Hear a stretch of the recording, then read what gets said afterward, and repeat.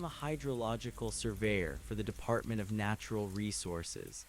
My job is not as peaceful as the brochures suggest. People think of quiet mornings and glass like water. They do not think of the 20-pound equipment packs or the risk of deep vein thrombosis from sitting in a metal skiff for 10 hours at a time. They do not think about the chemical runoff that can melt the skin off your hands if you forget your nitrile gloves.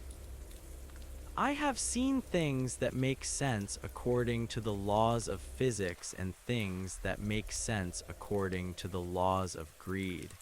I have seen illegal dump sites and mutated local fauna, but I have never seen anything like the Mirror of the North.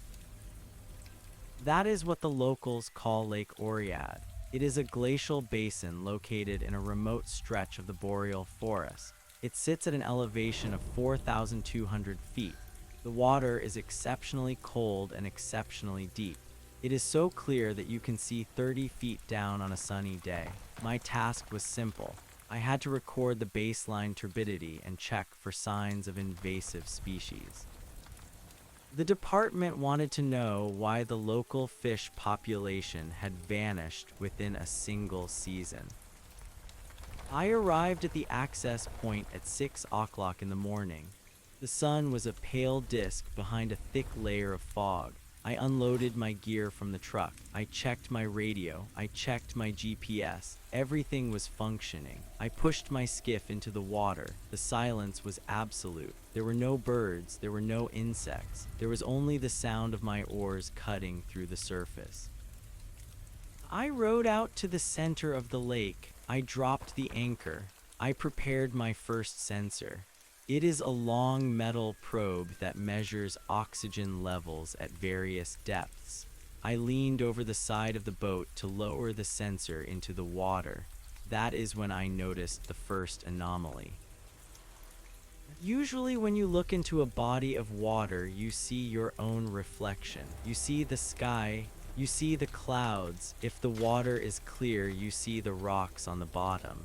I looked down and I saw my reflection, but it was not doing what I was doing. I was leaning over the side of the boat. I was wearing my yellow rain slicker. I was holding the metal probe. In the reflection, I was sitting perfectly still. My reflection was looking at its hands. My reflection was not wearing a yellow slicker. It was wearing a heavy winter parka. I blinked, I rubbed my eyes. I thought it was a trick of the light or perhaps a result of the thin air at this altitude. I waved my hand. My reflection did not wave back. It continued to stare at its hands. Then it looked up at me. It did not look surprised. It looked exhausted. It looked like it had aged 10 years. I pulled my head back from the edge. My heart was beating at 110 beats per minute. I checked my watch. It was 6:15 in the morning. I looked back at the water. The reflection was gone. Now I saw only the gray sky and the ripples from my own movement. I told myself that it was a visual hallucination. Dehydration can cause strange things to happen to the human brain. I drank some water. I took a deep breath. I lowered the sensor. The readout on my tablet was normal. Oxygen levels were high. Temperature was 34 degrees Fahrenheit. Everything was technically perfect. I moved to the second site near the northern shore. This area is known for its steep underwater drop-offs. The depth goes from 10 feet to 200 feet in a matter of yards. I prepared the sonar unit. I wanted to see if there were any large schools of fish hiding in the deep trenches. As the sonar pings started to return, I looked down into the water again. The fog had lifted slightly. The sun was brighter now. I saw the surface of the lake clearly. I did not see the rocks on the bottom. I did not see the fish. I saw a boat. It was not my boat. It was a larger vessel. It was a search and rescue craft. I saw divers in black wetsuits. I saw them pulling something out of the water. They were moving with a sense of urgency. I could see the bubbles from their regulators. I could see the yellow strobe lights on their vests. I looked around the lake. There were no other boats. I was the only person for 20 miles. I looked back down. The search and rescue team was gone. In their place, I saw a layer of thick ice. The entire surface of the reflection was frozen solid. There were deep cracks in the ice. I saw a red glove lying on the frozen surface. It was my glove. I looked at my hands. I was wearing my red gloves. I reached out to touch the water. The moment my finger broke the surface, the image shattered. The ripples moved outward in perfect circles. The water returned to its natural state. I felt a chill that had nothing to do with the temperature of the air. I decided to check the sonar data. The screen on my tablet was flickering. The lines were jagged and irregular. I saw a shape on the screen. It was a large mass at the bottom of the trench. It was roughly the size of a small house. It was not a rock formation. The edges were too straight. It looked like a man-made structure. I checked the historical maps of the area. There were no records of any buildings in this valley before it was flooded by the glacier. There were no old logging camps. There were no homesteads. This area had been untouched wilderness for 10,000 years. I decided to use the underwater camera. It is a high-definition lens attached to a 500-foot cable. I lowered it slowly. I watched the monitor. The water was a deep blue. I saw tiny particles of sediment floating in the light. At 50 feet, I saw something move. It was fast. It was too fast for a fish. It moved with a mechanical precision. I stopped the winch. I waited for the silt to settle. I saw a face. It was a human face. It was pressed against the lens of the camera. It was not a body floating in the water. It was a reflection of a face that was not there. The person was screaming. I could see the mouth open wide. I could see the teeth. I could see the tongue, but there were no bubbles. There was no sound. The person in the camera was me. I am not a man who scares easily. I have worked in the wilderness for 15 years. I have encountered bears and wolves. I have survived flash floods. I know that the natural world is indifferent to human life. But this was not natural. This was a violation of the basic principles of reality. I began to reel in the camera as fast as I could. The winch groaned under the strain. The cable was vibrating. It felt like something was pulling on the other end. I looked at the monitor. The image of my screaming face was still there. It was not moving. It was staring at me through the screen. Then the monitor went black. The power light on the tablet died. I checked the battery. It was at 98%. I tried to restart the device. It would not turn on. I looked at the cable. It was being pulled taut. My boat began to move. I was being dragged toward the center of the lake. I had not turned on the motor. The anchor was still down. I could hear the anchor chain grinding against the metal hull. I grabbed my emergency knife. I needed to cut the camera cable. If I did not cut it, the boat would tip over. I leaned over the stern. I saw the cable disappear into the black water. I also saw the reflection again. This time it was not just a single image. It was a sequence. I saw the sun setting. I saw the stars coming out. I saw the moon rising over the trees. I saw the lake begin to boil. Great bubbles of gas were rising to the surface. I saw my boat being tossed around by the waves. I saw myself standing in the boat. I was holding a flare gun. I fired the flare into the air. The red light illuminated the entire basin. In the reflection, I saw what was under the water. It was a city. It was a vast, sprawling metropolis of glass and steel. It was built into the walls of the underwater trench. There were lights in the windows. There were vehicles moving along submerged bridges. It was a world that did not belong in the bottom of a glacial lake. I saw the reflection of the flare hit its peak and begin to fall. As it fell, I saw the buildings begin to crumble. I saw the glass shatter. I saw the lights go out. I saw the entire city collapse into the darkness of the trench. I cut the cable. The tension snapped, the boat rocked violently. I fell back onto the floorboards. The silence returned.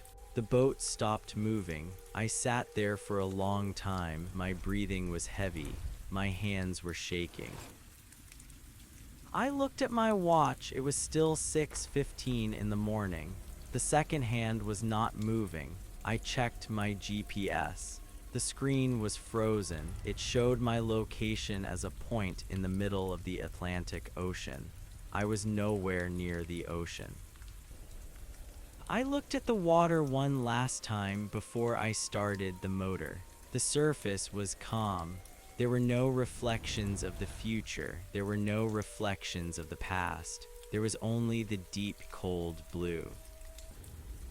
I turned the keys. The motor roared to life. I did not look back. I steered the boat toward the access point. I wanted to get away from that place. I wanted to be on solid ground.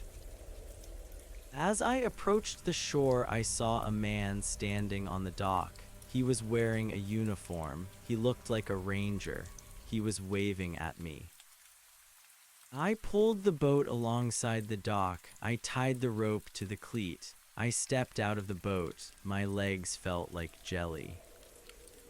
The ranger walked over to me. He did not look at me. He looked at my boats. "You are early," he said. I looked at him. I did not recognize him. He was not one of the regular staff. I had some equipment failure, I told him. I need to get back to the station. He nodded. He finally looked at me. His eyes were a very pale blue. They looked like the water of the lake. "Did you see it?" he asked. "See what?" I asked. "The tomorrow," he said. I did not answer. I walked toward my truck. I wanted to leave. I wanted to be in a place where the water only reflected the sky.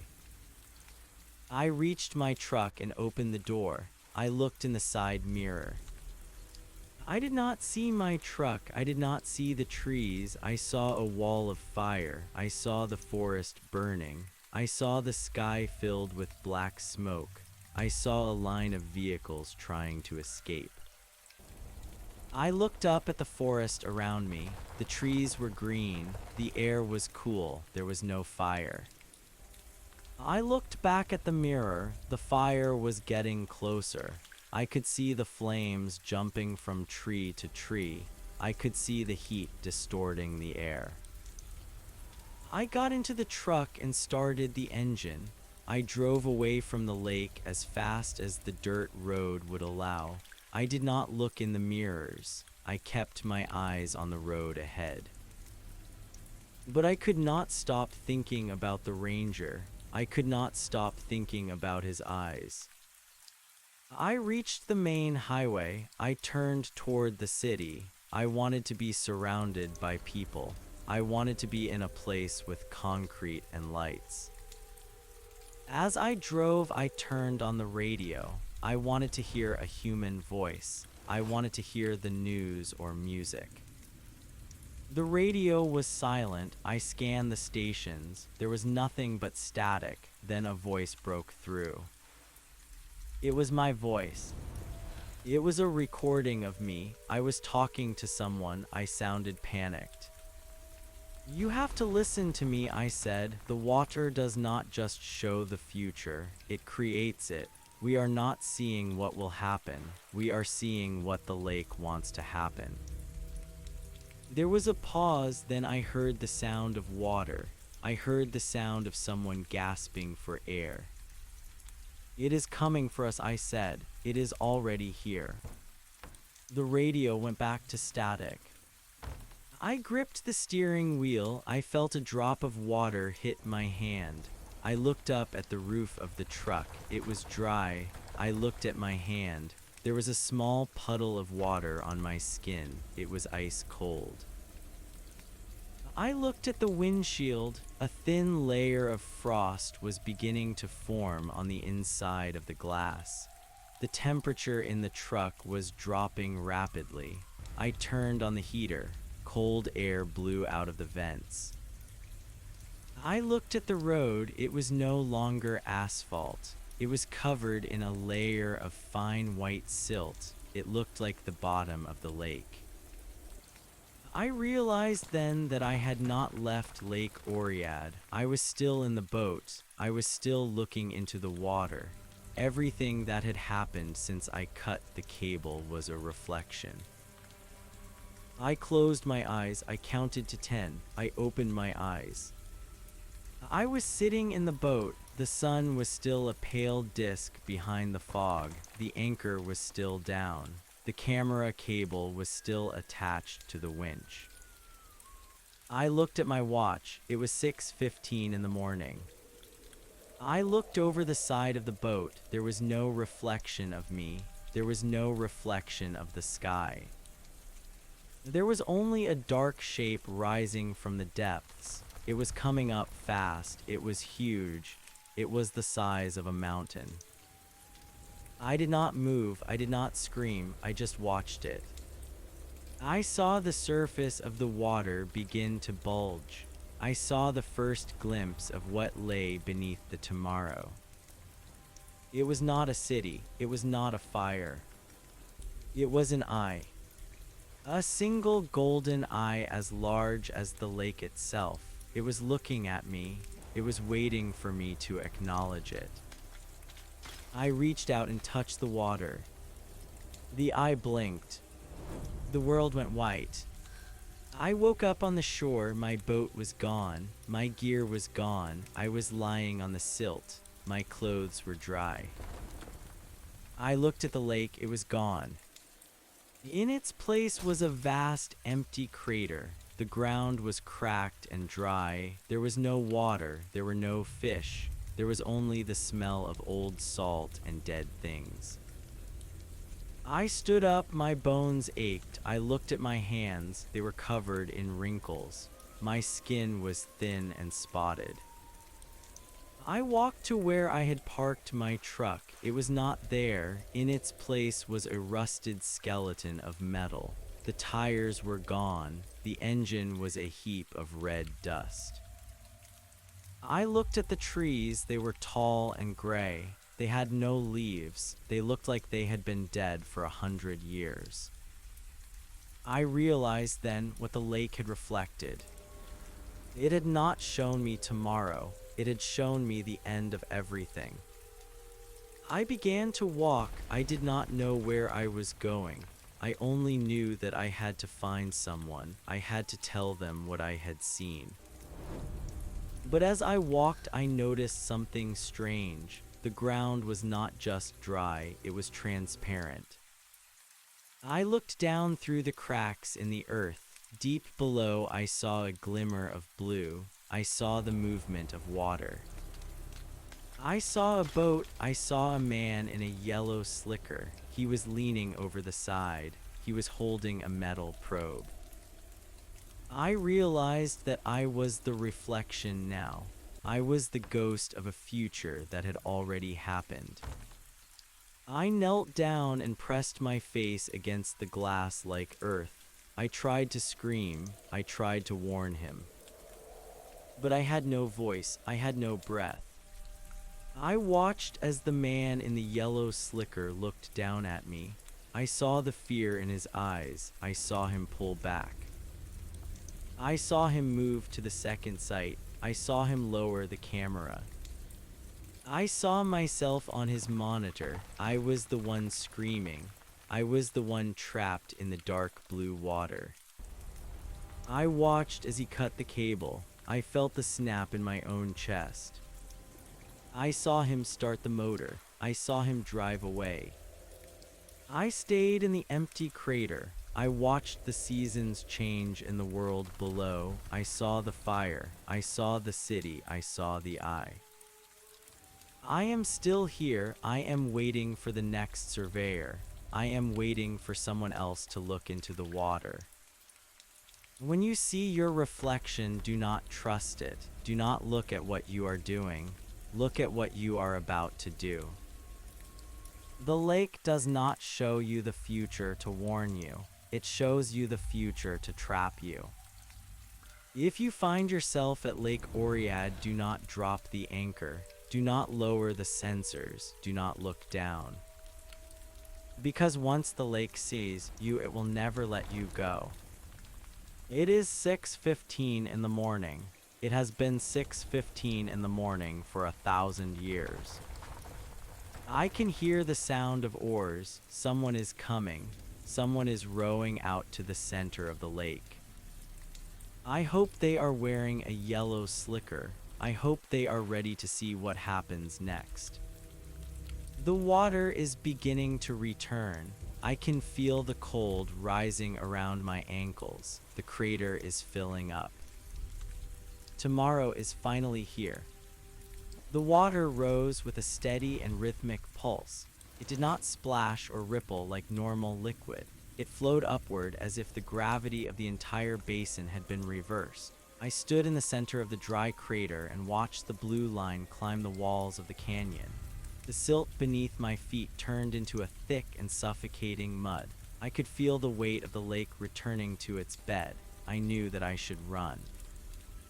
I knew that I should climb the rocky slopes and find the high ground where the dead trees stood like skeletal sentries. But my legs would not move. My body felt as though it belonged to the lake now. I was a part of the geography. I was a feature of the landscape that was meant to be submerged. The cold reached my knees. It was a temperature that defied the laws of physics. It was colder than ice. It was a chill that reached into the marrow of my bones and turned my blood into slush. I looked down into the rising tide. I did not see my own reflection this time. I saw the man in the yellow slicker again. He was back in his skiff. He was sitting perfectly still. He was looking at the spot where I stood. He could not see me through the layers of time and water. To him, I was only a shadow in the depths. To him, I was the anomaly. I realized then that the lake was a loop. It was a closed circuit of events that repeated until the energy of the observers was completely drained. Every person who came to this water was a battery.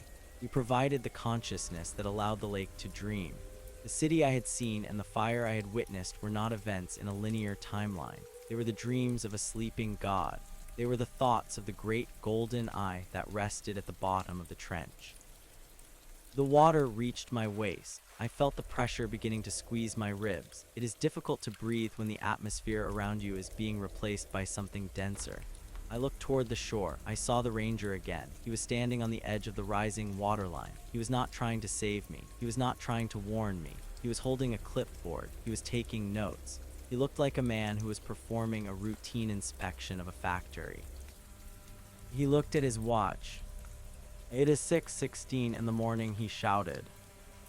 His voice carried across the water with a strange clarity. It did not sound like it was traveling through the air. It sounded like it was vibrating inside my own skull. I tried to shout back. I wanted to ask him how long I had been gone. I wanted to ask him if the world outside was still there. But when I opened my mouth, only water came out. It was not the water of the lake. It was a dark and bitter fluid that tasted of copper and old coins. I sank beneath the surface. The transition was absolute. One moment I was standing in the air, and the next I was suspended in a void of sapphire light. I did not drown. My lungs did not burn for oxygen. Instead, I felt a strange sensation of expansion. I was becoming larger. I was spreading out across the floor of the basin. I could feel the rocks on the northern shore. I could feel the deep silt of the southern shallows. I could feel the schools of fish that did not exist in the real world. They were swimming through my chest. They were darting between my ribs. I looked up toward the surface.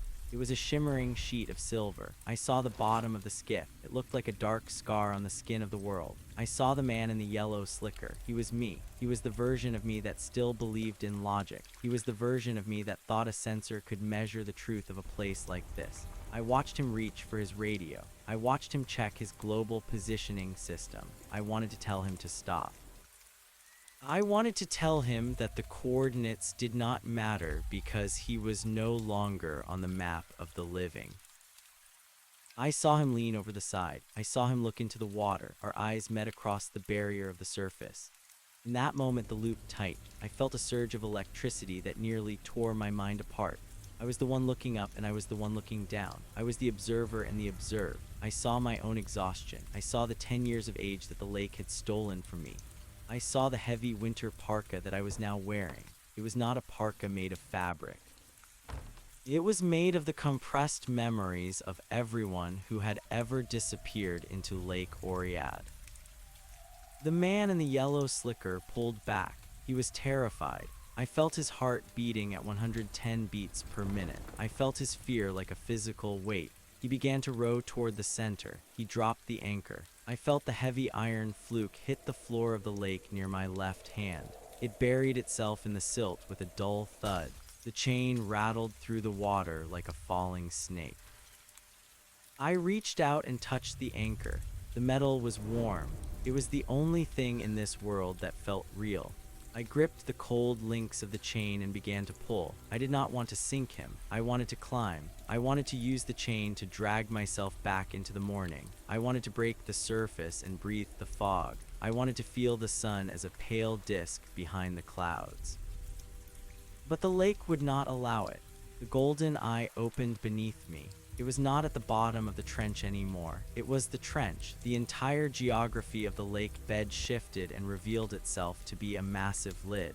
The eye was ancient. It was older than the glacier that had carved this valley. It was older than the mountains. It was a witness to the beginning of the world, and it was waiting for the end.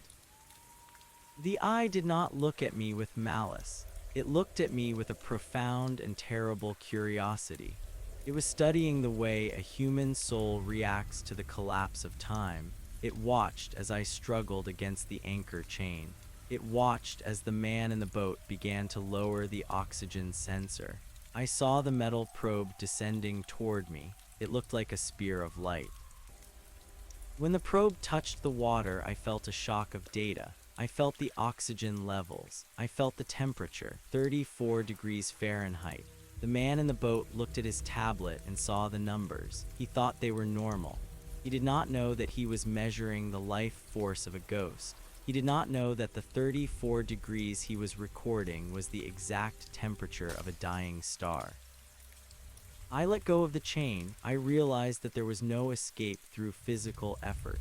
The lake was a mental construct. It was a trap built out of perceptions. To leave the lake, I would have to stop perceiving it. I closed my eyes. I tried to imagine a place with no water. I tried to imagine a desert. I thought of the sand. I thought of the heat. I thought of the dry wind that carries the scent of sage and dust.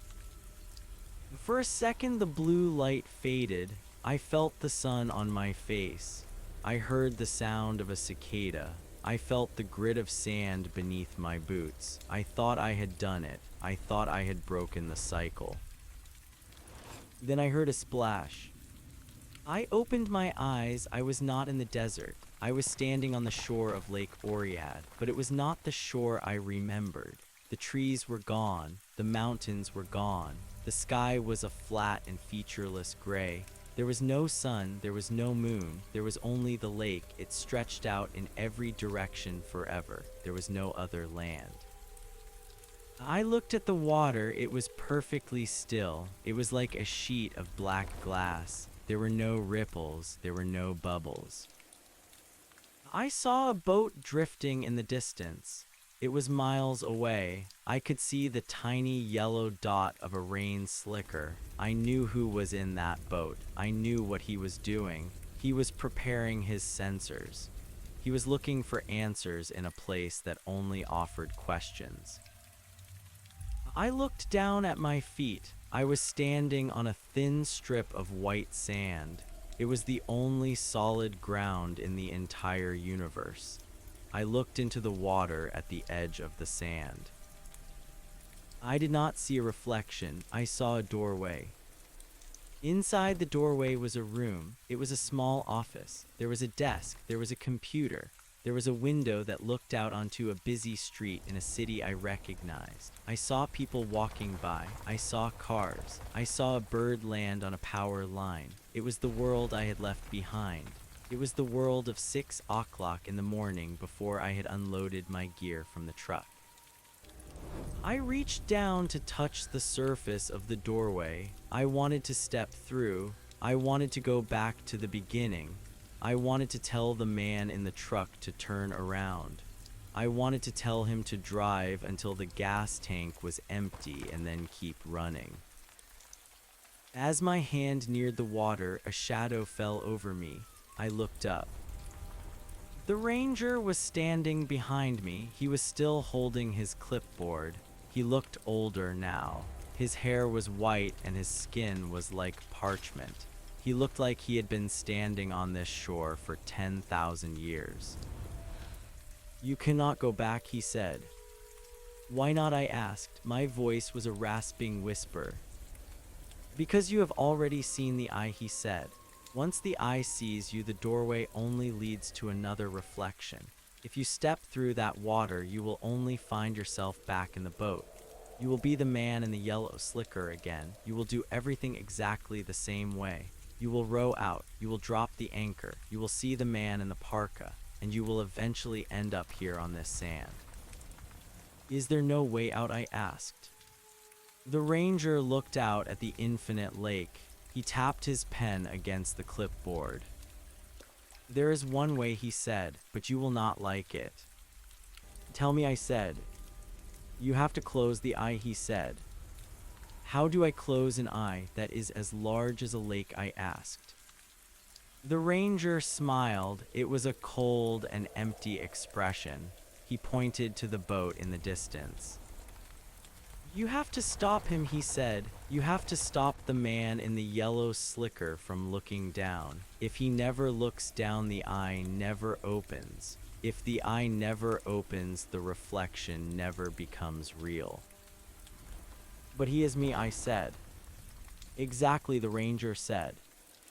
He handed me the clipboard. I looked at the pages. They were not filled with notes. They were filled with names, hundreds of names, thousands of names. I saw the names of people who had gone missing in the wilderness for a century.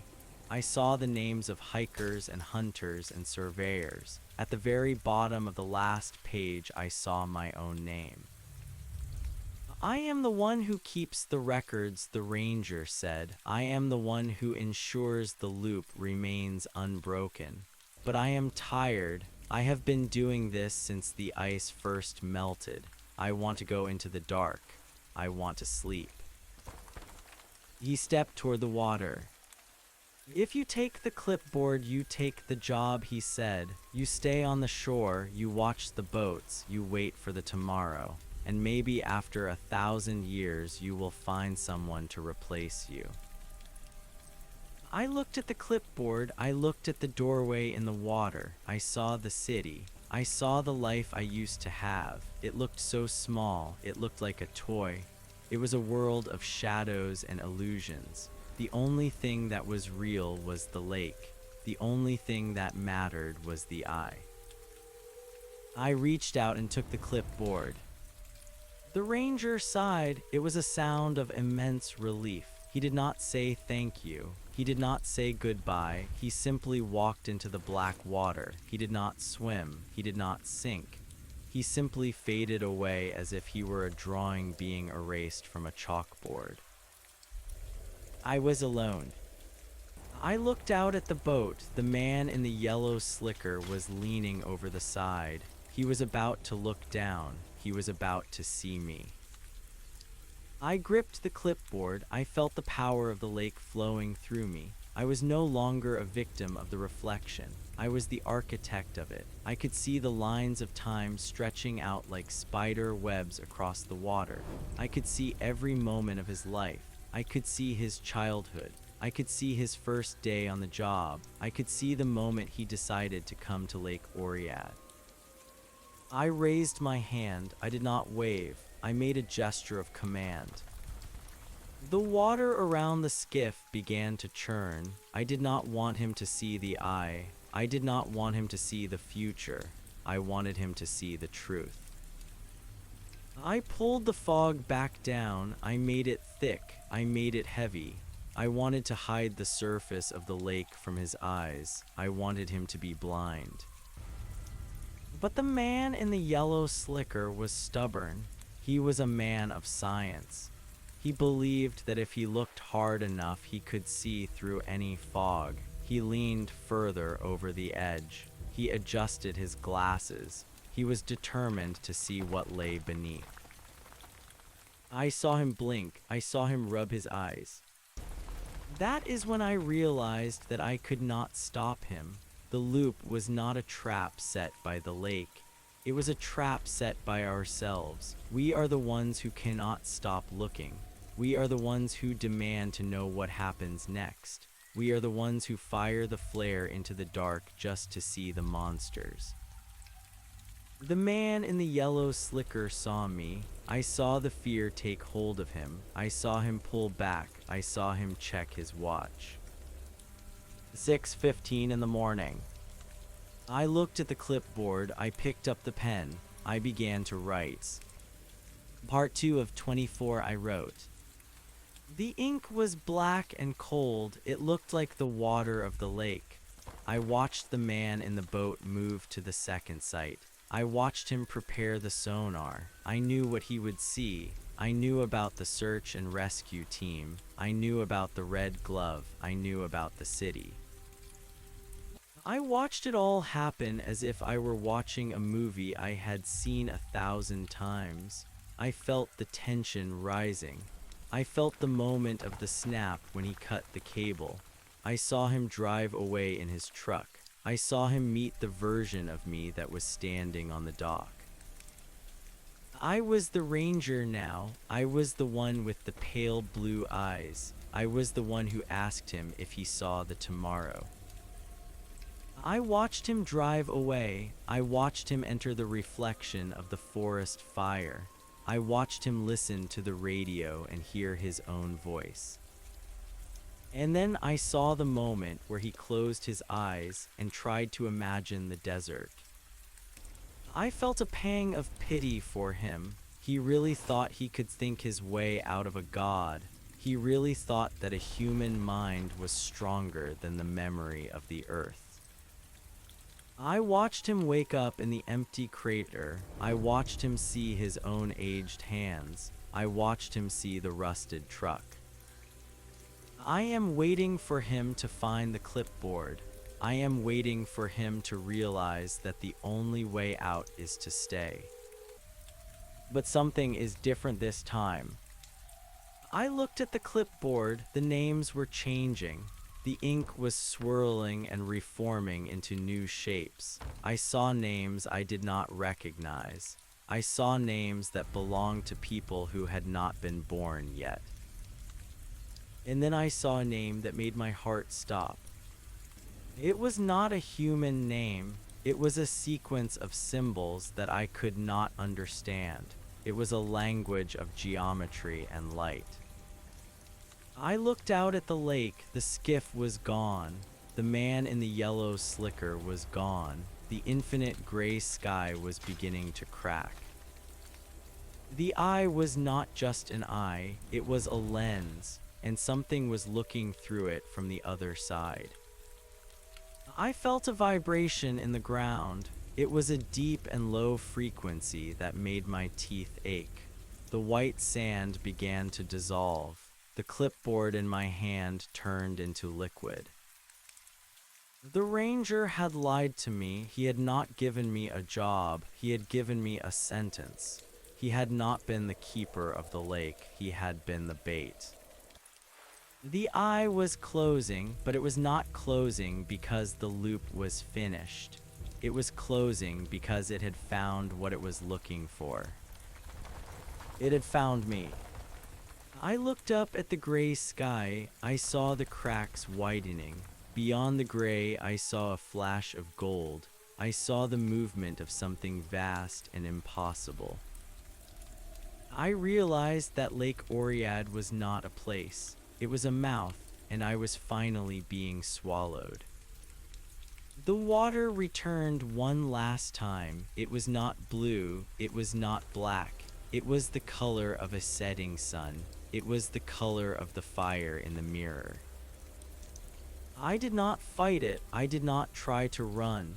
I simply stood on the vanishing sand and waited for the tomorrow to become the today. The transition was silent. There was no splash. There was no roar of waves. There was only the sound of a clock ticking. I opened my eyes. I was at the access point. It was 6 o'clock in the morning. The sun was a pale disk behind a thick layer of fog.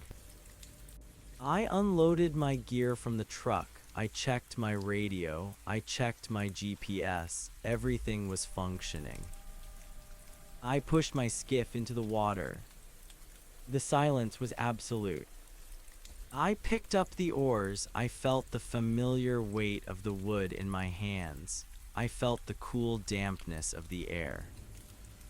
I began to row.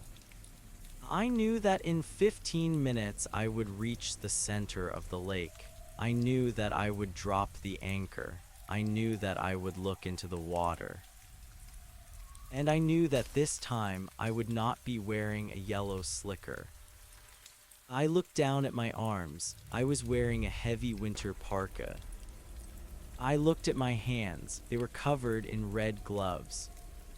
I smiled. It was a cold and empty expression. I reached for the metal probe. I was ready. I was eager. I wanted to see what the reflection would do this time. Because this time I was not the one being watched. I was the one who was watching. The lake was waiting, the eye was open, and the tomorrow was just beginning. The wooden oars dipped into the black water with a rhythmic sound that felt like the beating of a heavy heart. I did not look back at the shore. I knew that the shore was no longer a place of safety or a point of origin. It was merely the lip of a bowl that held the ancient consciousness of the valley. The fog was so thick that it felt like wet wool against my face. It clung to my eyelashes and turned the world into a series of shifting gray shapes. I reached the center of the lake where the depth begins to drop away into the silent trench. I stopped rowing. I let the skiff drift for a moment. The silence was so heavy that I could hear the blood rushing through my own ears. It was a low and steady hum that matched the vibration of the water beneath the hull. I reached for the oxygen sensor. The metal was cold and felt heavier than it should have. I lowered it slowly into the depths. I watched the cable unspool. It looked like a thin black vein connecting me to the heart of the abyss. I did not look at the tablet screen this time. I did not care about the temperature or the saturation of the gas. I knew what the numbers would say. They would say that the water was too cold for life and too still for time. I leaned over the side of the boat and stared into the dark. I was waiting for the face to appear. I was waiting for the man in the yellow slicker to look back at me, but the surface remained unbroken. The water was a mirror that refused to show a reflection. It was as if the lake had grown tired of the old game and was preparing to show me something new. I felt a tug on the cable. It was not the gentle pull of a current. It was a sharp and deliberate yank. Something was holding onto the sensor. I gripped the spool and tried to pull it back up. The resistance was immense. It felt as if I were trying to lift the entire floor of the lake. I braced my feet against the ribs of the skiff and pulled with all my strength. The boat tipped dangerously to the left. The gunwale was inches from the water line. I did not stop. I wanted to see what was at the end of the line. I wanted to see the thing that had decided to stop being a ghost and start being a physical force. The cable began to move. It came up slowly. Inch by inch, the black wire rose from the depths. It was covered in a thick and translucent slime that smelled of wet earth and old iron. As the sensor broke the surface, I did not see a metal probe. I saw a hand. It was a human hand. It was pale and wrinkled from long immersion in the water. The fingers were wrapped tightly around the sensor housing. The grip was so firm that the knuckles were white. I stared at the hand. I looked at the fingernails. They were cracked and yellow.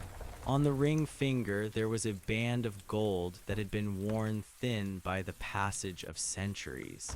I recognized the ring. It was the same one I had lost in a river when I was 20 years old. I did not scream. I did not let go of the cable. I reached down and touched the cold skin of the hand. It felt like marble. It was not the skin of a living person, but it was not the skin of a corpse either. It was something else. It was a physical manifestation of a memory. The hand let go of the sensor and reached for the edge of the boat. I watched as a second hand appeared. Then a head rose from the water. The hair was long and matted with weeds. The face was a mask of gray flesh. The eyes were missing. In their place were two smooth spheres of polished obsidian. The creature pulled itself up until its chin was resting on the wood of the skiff. It did not have a mouth. It had a seam where a mouth should be. "Who are you?" I whispered. My voice was lost in the fog. The creature did not answer with words. It leaned forward and pressed its cold forehead against mine. In that moment, the world vanished. I was no longer in the boat. I was standing in a forest that was made of glass. The trees were tall and transparent. The leaves were shards of sapphire that tinkled in a wind that did not blow.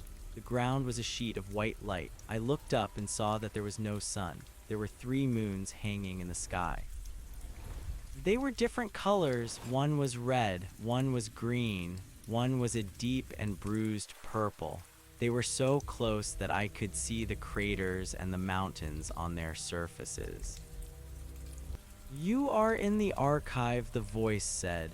It did not come from the creature. It came from the glass trees. It came from the white ground. It was the voice of the lake itself.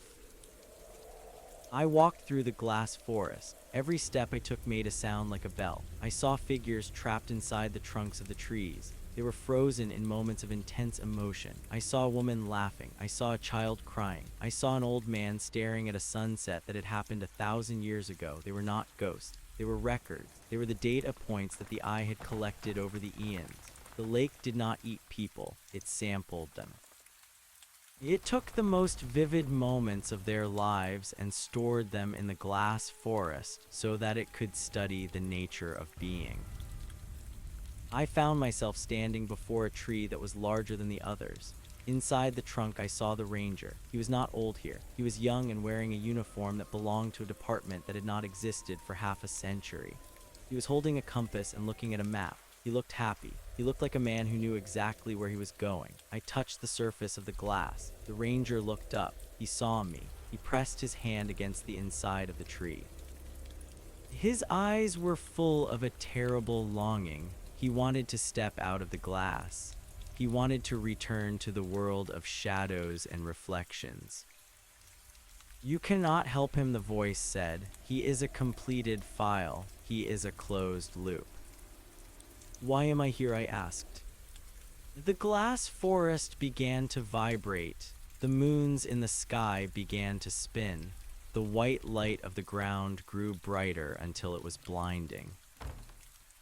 "Because you are an anomaly," the voice said. "You are the only one who has ever looked back at the eye and did not blink. You are the only one who tried to change the record. You are a corruption in the data." I felt a sudden and violent pull. I was being dragged backward through the glass forest. The trees blurred into streaks of light. The moons merged into a single burning eye. I felt the cold water of the lake close over my head. I was back in the skiff. The creature with the obsidian eyes was gone. The sensor was dangling over the side of the boat. The cable was limp. I looked at my hands. The red gloves were gone. My skin was pale and translucent. I could see the bones beneath the surface. I could see the blood moving through my veins like slow black ink. I looked at the tablet. The screen was no longer showing numbers. It was showing a map of the glass forest. I saw a blinking red dot that represented my position. I was not in the center of Lake Oread. I was in the center of the archive. The lake was just the interface. The water was the screen. The fog was the static. I realized that I had never left the office. I had never driven the truck. I had never unloaded the gear. I was still sitting at my desk at 6 o'clock in the morning. I was staring at a computer screen that was showing a satellite image of the valley. I tried to stand up, but my legs would not move. I was fused to the chair. I looked at my desk. There was a cup of coffee. It was steaming. I reached for it, but my hand passed through the ceramic as if it were smoke. I looked at the window. The city was still there. The people were still walking by. The cars were still moving, but they were all made of glass. They were all transparent. I could see through the buildings. I could see through the earth. I could see the eye of the lake staring up from the bedrock deep beneath the pavement. The eye was watching the city. It was watching the millions of lives that were unfolding in the streets. It was waiting for the moment when the city would become a memory. It was waiting for the moment when it could add the entire world to the glass forest. I heard a knock at the door. "Come in," I said. My voice sounded like the breaking of a window. The door opened. It was the ranger. He was wearing his yellow slicker. He was carrying a clipboard. He looked at me with his pale blue eyes and smiled. "It is 6:16 in the morning," he said. He walked over to my desk and set the clipboard down. I looked at the page. It was a list of names. My name was at the top. It was written in red ink. "You have a job to do," he said. "What job?" I asked. "You have to monitor the sensors," he said. "You have to make sure the data is clean. You have to make sure the loops remain unbroken." I looked at the computer screen. The red dot was still blinking in the center of the lake. I saw a tiny yellow shape moving across the water. It was a skiff. There was a man in the boat. He was wearing a yellow slicker. He was preparing to drop a sensor. "Is that me?" I asked. The ranger nodded. "And who am I asked. The ranger leaned in close. I could smell the scent of pine needles and stagnant water. "You are the one who watches the one who watches," he said. He turned and walked toward the door. Before he left, he stopped and looked back at me. "Do not look down," he whispered. "Whatever you do, do not look into the water." He closed the door and I was alone in the office. I looked at the screen.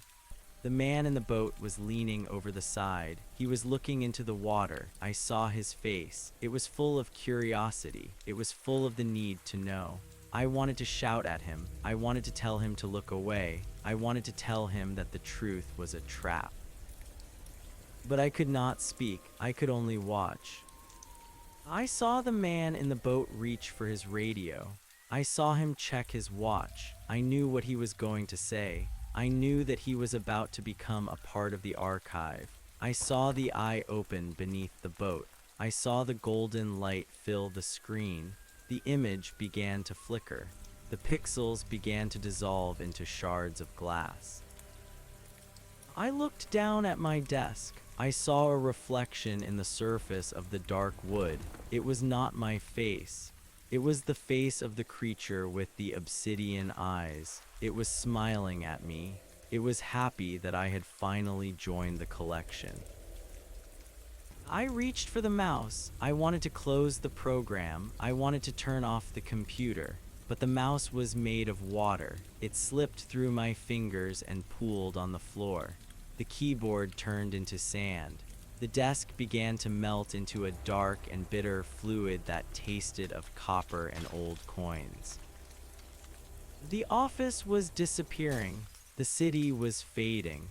The glass forest was rising up around me. I felt the cold air of the 3 moons on my skin. I felt the vibration of the glass trees.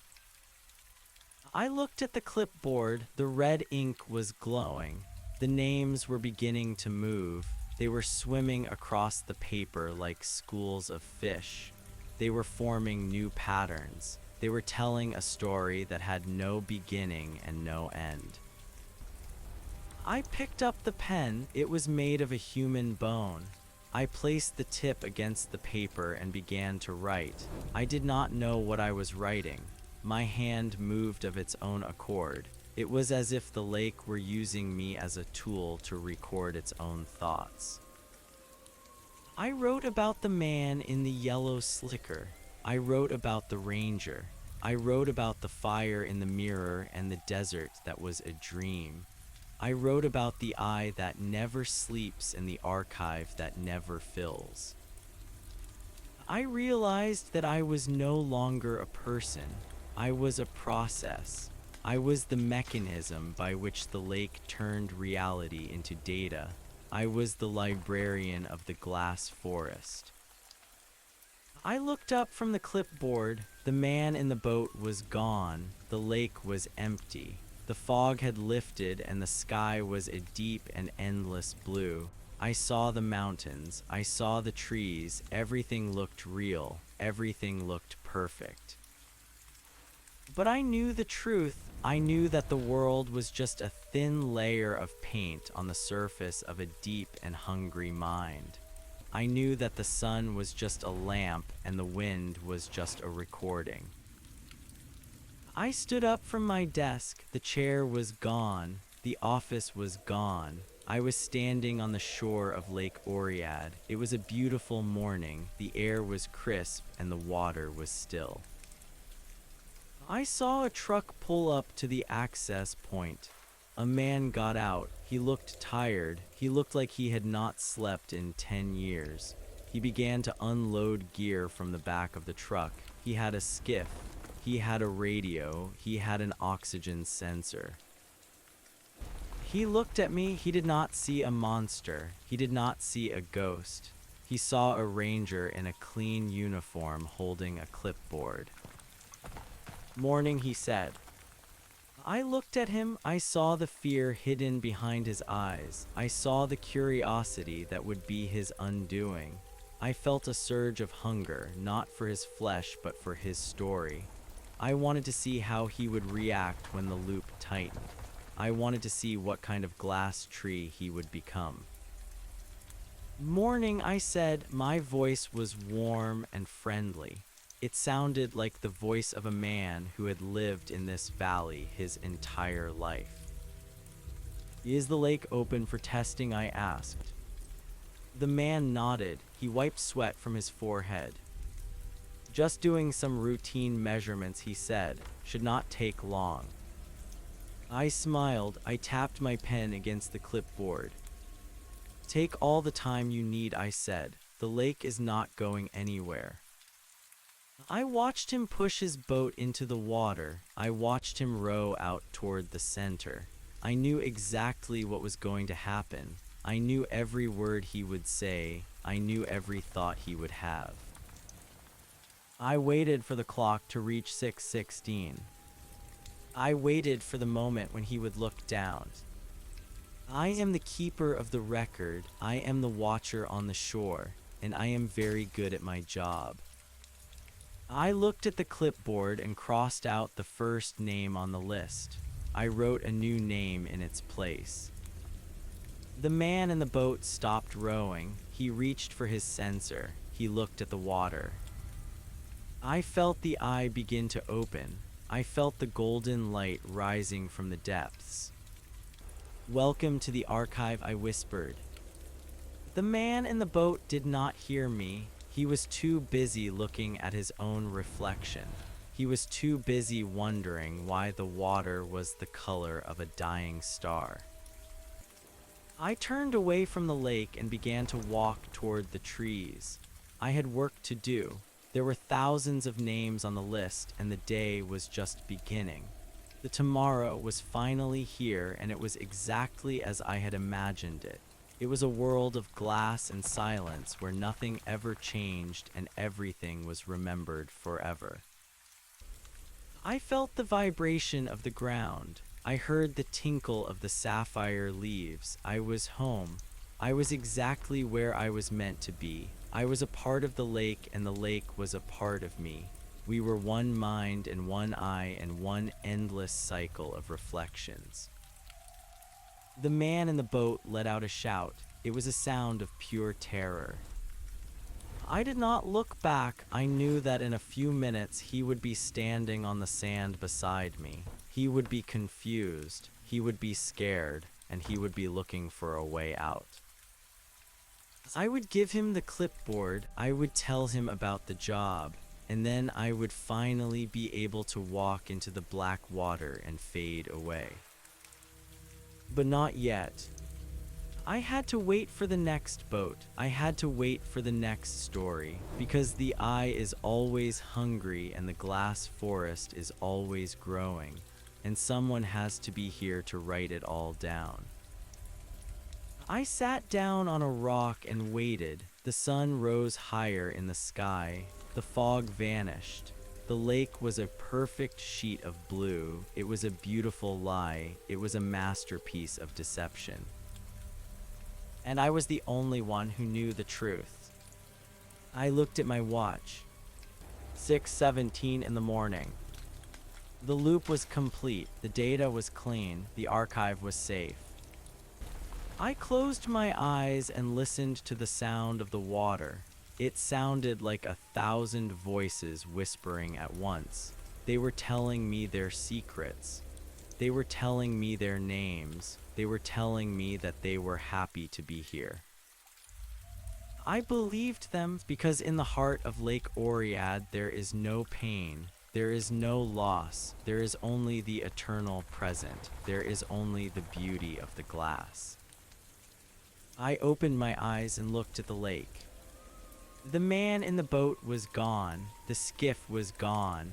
There was only a single red glove floating on the surface. I reached out and picked it up. It was wet and cold. It felt like a piece of a dream. I put it in my pocket and continued to walk. I had a long way to go before the sun went down.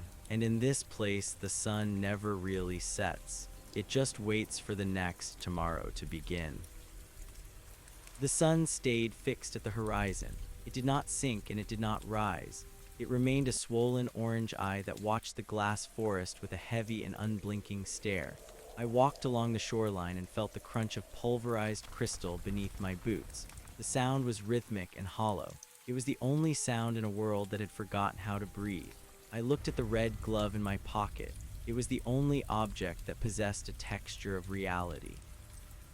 It was soft and frayed. It carried the scent of diesel and human sweat. It was a tether to a world that was being erased one memory at a time. I reached the place where the trees grew thickest. These were not the transparent pillars I had seen earlier. These were dark and opaque. They were made of obsidian and they seemed to absorb the light of the 3 moons. I could see my own reflection in their bark. I did not look like the person I remembered. My face was a collection of sharp angles and shadows. My eyes were beginning to turn into the same polished stones that the creature in the boat had possessed. I touched my cheek. The skin was cold. It did not yield to the pressure of my finger. I was becoming a statue in my own gallery. The voice of the lake returned. It did not speak in words this time. It spoke in vibrations that traveled through the soles of my feet. It told me about the first memory it had ever collected. It was the sound of a stone falling into a pool of water 10,000 years ago. It was a simple sound, but it was perfect. The lake had cherished that sound. It had replayed it until the ripples became a language. Then it had waited for more. It had waited for the animals to drink. It had waited for the humans to build their fires. It had waited for the moment when it could move beyond the water and into the minds of the watchers. I found a path that led deeper into the Obsidian grove. The air here was heavy with the smell of ozone. I saw a figure sitting on a bench made of frozen smoke. It was a woman. She was wearing a dress that looked like it was woven from the silk of a spider. She was brushing her hair with a comb made of bone. She did not look at me as I approached. She was staring at a small hand mirror. I looked over her shoulder and saw that the mirror was not reflecting her face. It was reflecting a city in flames. I saw buildings collapsing into the sea. I saw people running through streets that were melting like wax. Is that the future? I asked. The woman stopped brushing her hair. She did not turn around. There is no future here, she said. Her voice was like the sound of dry leaves skittering across a grave. There is only the collection. That city burned 100 years ago, or it will burn 100 years from now. The lake does not care about the sequence. It only cares about the intensity of the signal. She stood up and turned to face me. Her eyes were not obsidian. They were empty sockets filled with swirling gray mist.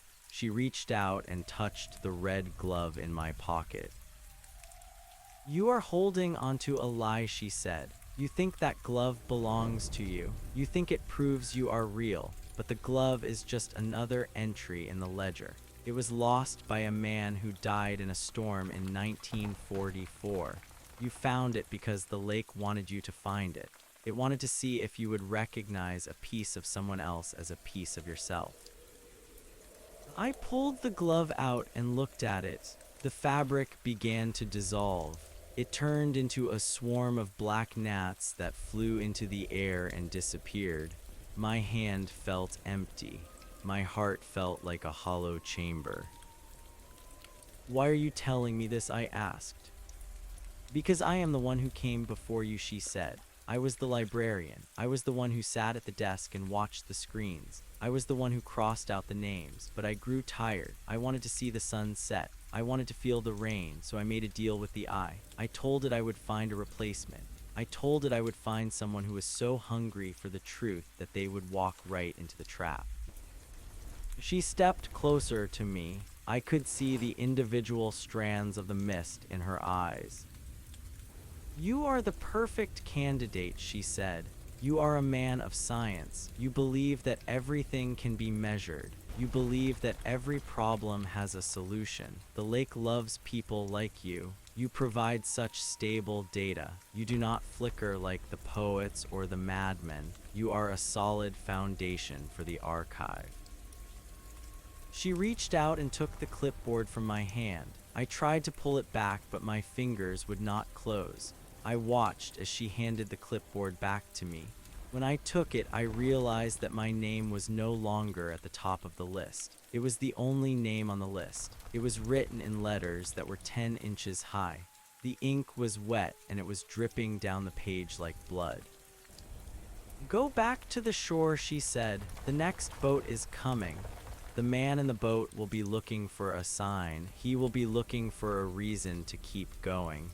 Give him what he wants. Show him the eye. Tell him that he is special. Tell him that he is the only one who can see the truth. I felt a sudden rush of anger. I did not want to be a part of the machine. I did not want to be the one who lured others into the silence. I threw the clipboard onto the ground. It did not make a sound. It simply sank into the white light of the floor as if it were water. I will not do it, I said. The woman laughed. It was a sound of breaking glass. You have no choice, she said. You are already a part of the loop. Look at your feet. I looked down. My boots were gone. My feet were made of clear crystal. I could see the white light of the ground shining through my toes. I could see the roots of the obsidian trees wrapping around my ankles. I was being anchored to the archive. I was becoming a permanent fixture of the landscape. The woman began to fade. She turned into a cloud of gray vapor that drifted away into the forest. I was alone again. I tried to walk, but my legs were heavy. Every step required a massive effort of will. I struggled toward the shore. I wanted to reach the water.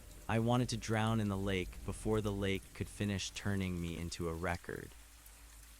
I reached the edge of the glass forest. The sun was still there. The three moons were still there. I saw the truck parked at the access point. I saw the man unloading the gear. He was moving in slow motion. He was a puppet being operated by strings I could not see. I tried to scream to tell him to run. I tried to wave my arms to warn him away, but my body would not obey me. I was a prisoner in a suit of stone.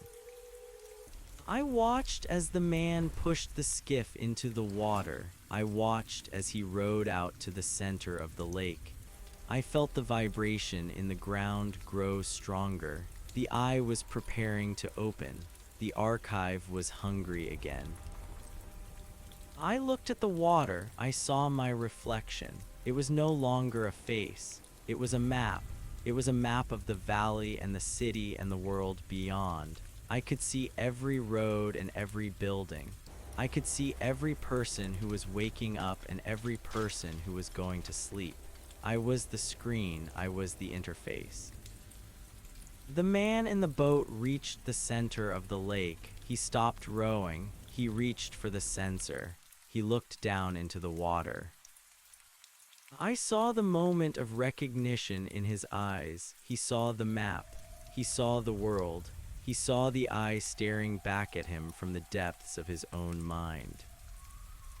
I felt a sharp pain in my chest. It felt as if a needle were being driven into my heart. I looked down and saw that a wire was growing out of my skin. It was a black cable. It was the same cable that was attached to the sensor. I was the source of the data. I was the thing that the man in the boat was trying to measure. He pulled on the cable. I felt my body being dragged toward the water. I did not resist. I wanted the loop to end. I wanted the archive to crash. I threw myself forward and fell into the lake. The water was not cold. It was not wet. It was a sea of pure information. I felt a billion memories rushing through me at once. I saw the history of the world written in a language of light. I saw the beginning and the end. I saw the eye of the lake for what it truly was. It was not a monster. It was not a god. It was a lonely machine that had been left behind by a civilization that had moved on to a higher plane of existence. It was a recording device that did not know how to stop recording. I reached out and touched the eye. It was soft and warm. It felt like the hand of a friend. I felt the machine searching for a way to turn itself off. It was tired of the glass forest. It was tired of the red moons. It wanted to sleep. "I can help you," I whispered.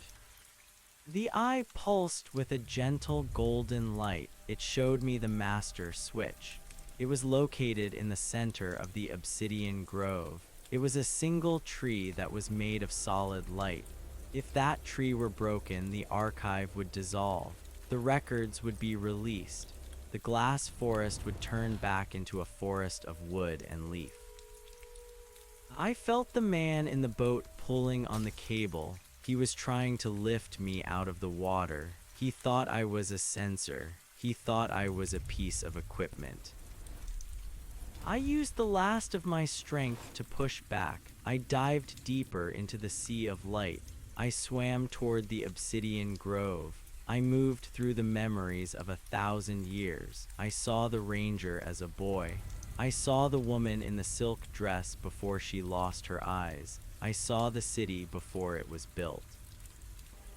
I reached the tree of light. It was beautiful. It was the most real thing I had ever seen.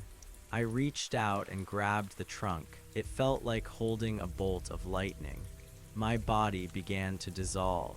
My crystal feet and stone skin were being burned away by the intensity of the light.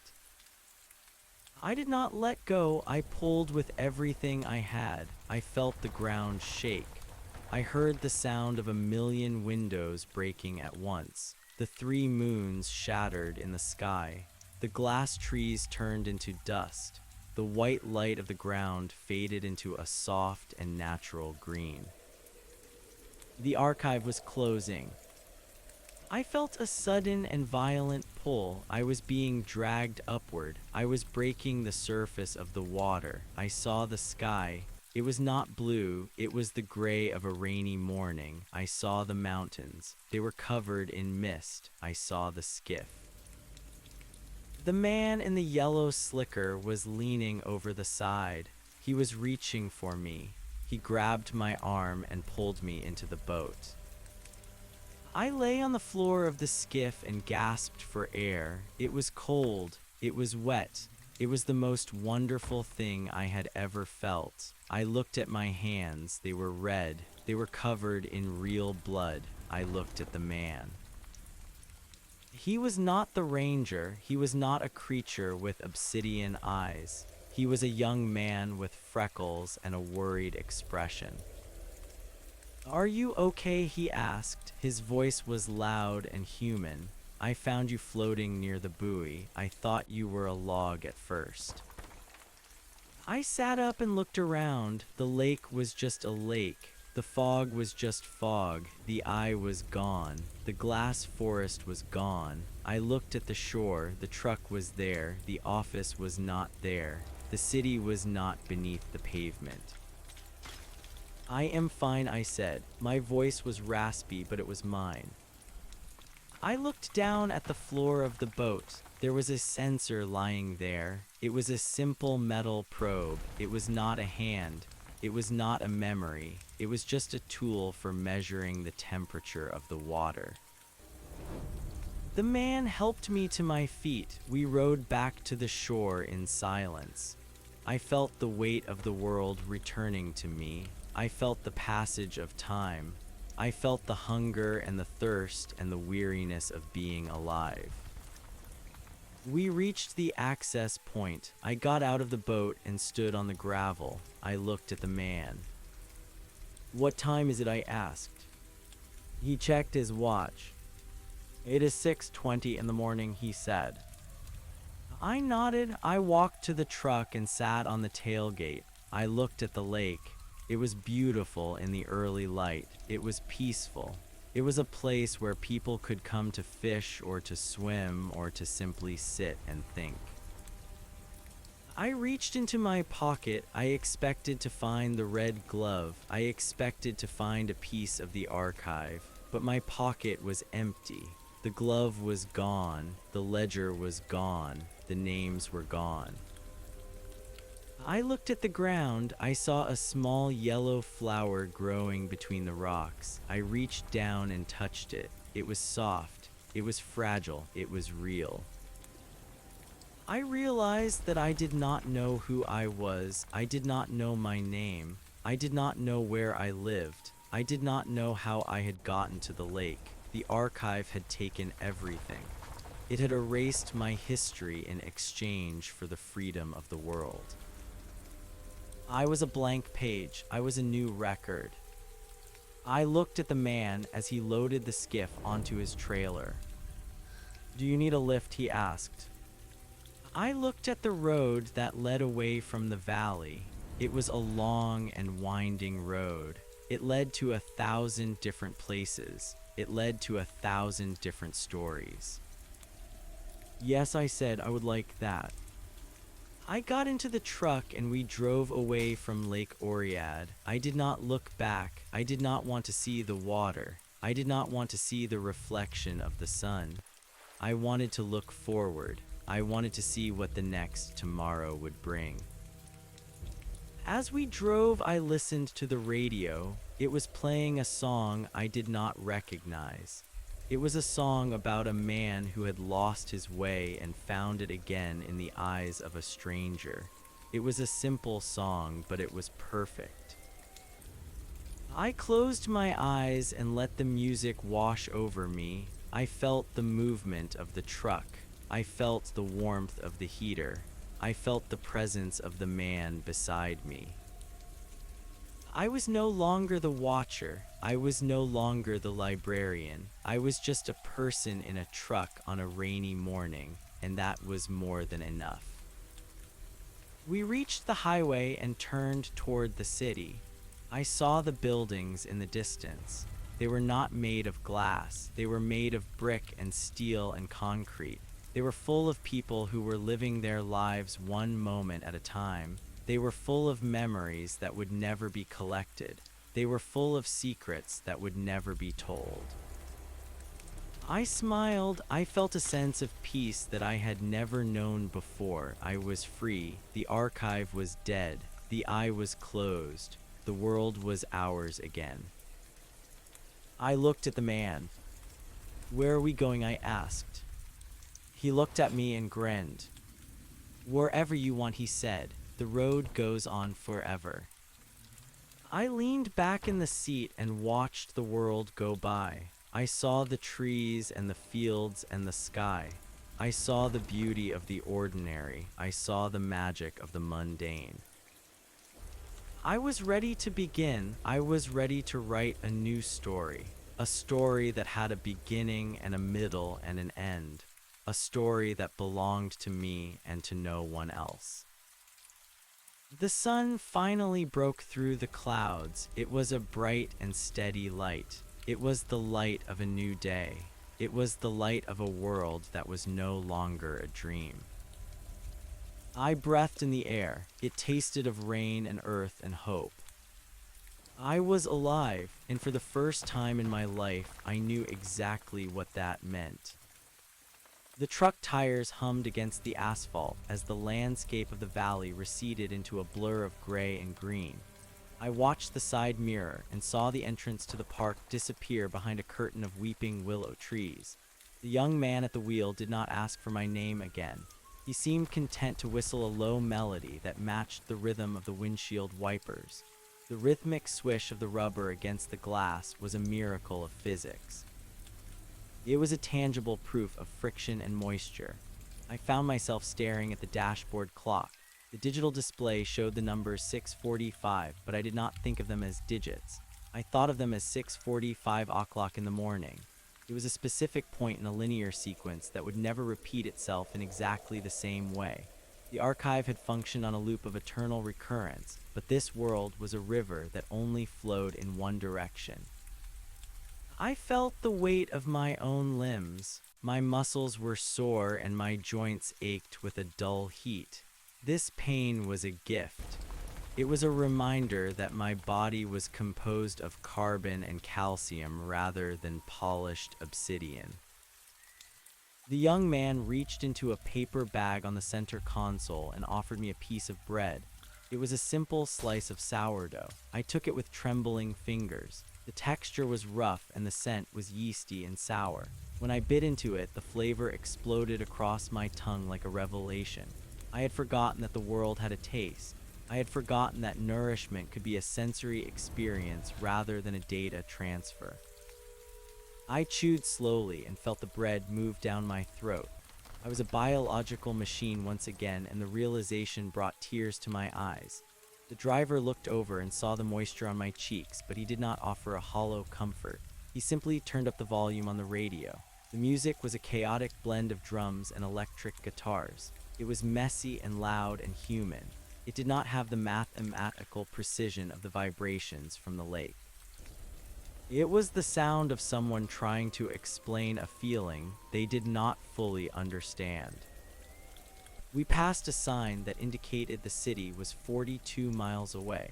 I counted the miles in my head as we moved. Each mile was a layer of insulation between me and the silent eye. I wondered if the man in the boat would remember what he saw. I wondered if the memory of the map and the wire would fade into the fog like a half-forgotten dream. Perhaps the lake was still there in some diminished capacity, but it no longer had a librarian. It no longer had a witness to validate its collection.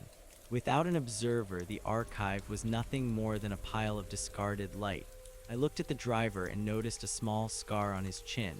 It was a jagged line that told a story of a fall or a fight. It was a permanent record of a single moment of carelessness. In the glass forest, such a mark would have been smoothed away to create a perfect specimen. Here the flaw was the point. The flaw was what made him a person instead of a statue. I asked the driver if he lived in the city. He nodded and told me that he worked at a construction site near the docks. He spoke about the heat of the sun and the cold of the wind. He spoke about his daughter who was learning how to ride a bicycle. He spoke about the mundane details of a life lived in the light. every word he uttered was a brick in the foundation of my new reality. I listened with a hunger that surpassed my physical appetite. I wanted to know everything about the world that did not require a ledger. I wanted to know about the things that people lost and the things they found. I wanted to know how it felt to wake up and not know what the day would bring. The driver told me that the city was a place of noise and crowds. He said that sometimes he came to the lake just to hear himself think. He did not know that the lake had been listening to him his entire life. He did not know that his thoughts had been harvested and filed away in a dark grove of obsidian trees. The rain began to fall harder as we climbed a steep ridge. The clouds were a heavy charcoal color that bruised the horizon. I watched the droplets race across the window. They collided and merged and split apart in a chaotic dance of gravity. There was no pattern to their movement. There was no intent behind their fall. They were simply responding to the laws of nature. I felt a profound sense of relief in that lack of intent. The eye had wanted everything to mean something. It had searched for significance in every pebble and every sigh. But the rain did not care about significance. The rain just fell. I realized then that the archive had been a prison of meaning. It had turned the world into a library where nothing was allowed to just exist. By breaking the tree of light, I had restored the right of things to be meaningless. I had given the world back its privacy. We reached the crest of the ridge and the city appeared below us. It was a sprawling grid of lights and shadows that stretched toward the gray expanse of the ocean. It looked like a living organism that was breathing in the mist. I saw the smoke rising from industrial chimneys and the headlights of thousands of cars crawling along the highways. It was a beautiful and terrifying sight. It was a collection of millions of stories that were all happening at the same time.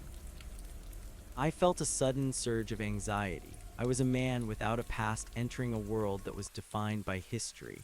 I had no identification. I had no money. I had no home. I was a ghost that had been given a second chance at a body. I looked at my reflection in the side window. My face was no longer a collection of sharp angles and shadows. The gray mist had left my eyes. They were a dull brown color that looked tired and ancient. I looked like a man who had seen too much and remembered too little. The driver pulled the truck into a small gas station on the outskirts of the city. The neon sign above the pumps flickered with a buzzing sound that reminded me of the ozone in the grove. I stepped out of the cab and felt the pavement beneath my feet. It was solid and gritty. It did not shine with an inner light. It was just asphalt and oil and dirt. I walked toward the building and saw a rack of newspapers standing by the door. I looked at the headlines. They spoke of politics and accidents and weather. They spoke of a world that was constantly changing and constantly staying the same. I felt a strange sense of nostalgia for a life I had never lived. I felt like I was returning to a home I had only visited in my dreams. I walked into the station and the bell above the door chimed. The sound was sharp and clear. Behind the counter stood an old man with a face that looked like a crumpled map. He was reading a magazine and did not look up when I entered. I walked to the back of the store and found a bathroom. I stood in front of the mirror and turned on the tap. The water was lukewarm and smelled of chlorine.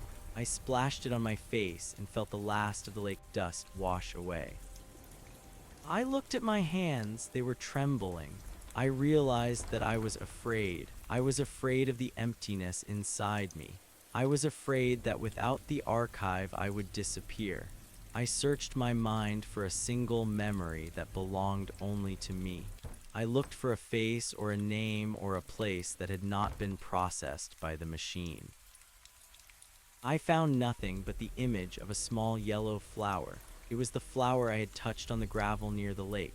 It was a memory that had been formed after the archive had collapsed. It was the first page of my new book. It was a small and fragile thing, but it was enough. I gripped the edges of the sink and breathed in the scent of lemon-scented soap. I told myself that I was real. I told myself that the past did not matter as much as the present. I was a man standing in a gas station at 7 o'clock in the morning. That was a fact. That was a measurement. That was a truth that could not be taken away. I walked back out to the truck and found the driver waiting for me. He had bought 2 cups of coffee in blue paper cups. He handed one to me and the heat of the liquid seeped through the cardboard. I thanked him and we got back into the vehicle. As we drove into the heart of the city, the buildings grew taller and the streets grew narrower. I saw people walking dogs and children waiting for buses. I saw a woman painting a fence and a man delivering mail. They were all part of the great tapestry of the living. They were all contributors to a ledger that would never be finished. I realized that the lake had been right about one thing. The signal was intense. The signal of life was a blinding and beautiful noise that echoed through every corner of the universe. But the lake had been wrong to try and capture it. Some things are only beautiful because they are fleeting. Some things are only true because they cannot be kept. The driver dropped me off at a busy intersection in the downtown district. He shook my hand and wished me luck. I watched him drive away until his truck was swallowed by the traffic. I stood on the corner and felt the wind pull at my damp clothes. I had no destination. I had no plan. I looked at the people passing by me and saw 1,000 different directions. I saw 1,000 different futures. I took a step forward and then another. I walked into the crowd and let the sound of the city wash over me. I was a stranger in a strange land, but for the first time in my existence, I was not alone. I was a part of the world and the world was a part of me. I walked until my legs were tired and then I sat on a bench in a small park. I watched a squirrel gather nuts and I watched the clouds drift across the sun. I waited for the next moment to begin, and when it came I welcomed it with open arms. The archive was a memory of a memory, but the morning was a fact. I was here, I was now, and that was all I ever needed to be. The city was a labyrinth of solid things. Every brick in the wall had a history of heat and pressure. Every pane of glass in the shop windows reflected a world that did not belong to a silent observer.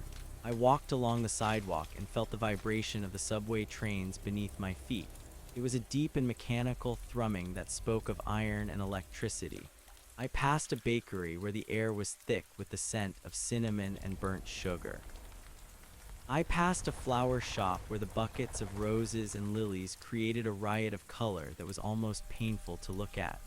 The archive had taught me to see the world as a series of static images, but here everything was in motion. The colors bled into one another. The sounds overlapped in a chaotic symphony. I found a bench in a small square where a fountain sprayed water into a shallow stone basin. The water was clear and bright. It was not the heavy and suffocating liquid of the lake. It was just water. It sparkled in the morning sun, and I watched the way the light refracted through the droplets. It was a simple trick of physics, and it was beautiful because it was not trying to be anything else. An old woman sat at the other end of the bench. She was wearing a coat the color of dried plums, and she was feeding crumbs to a group of pigeons. The birds fluttered and cooed and scrambled over one another to reach the food. They were messy and greedy and full of life. The woman looked at me and smiled. Her face was a map of 80 years of laughter and sorrow. She did not know that I had been a ghost only a few hours before. She did not know that I had traded 1,000 years of memories for the right to sit on this bench. She reached into her bag and pulled out a small piece of bread. She offered it to me with a nod. I took the bread and felt the dry texture of the crust. I broke off a small piece and tossed it to the birds. I watched as a pigeon with iridescent feathers on its neck snatched the crumb and swallowed it whole. I felt a connection to the bird and to the woman and to the stones of the square. We were all part of the same brief and flickering flame. We were all temporary. I asked the woman what the name of this place was. She told me the name of the square and the name of the city.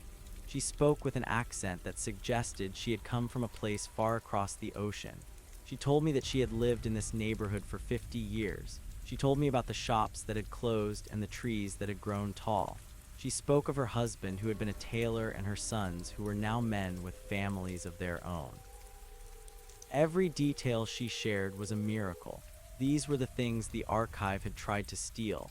It had wanted the essence of her life without the mess of her living. But as I sat there listening to her voice, I realized that the essence was inseparable from the mess.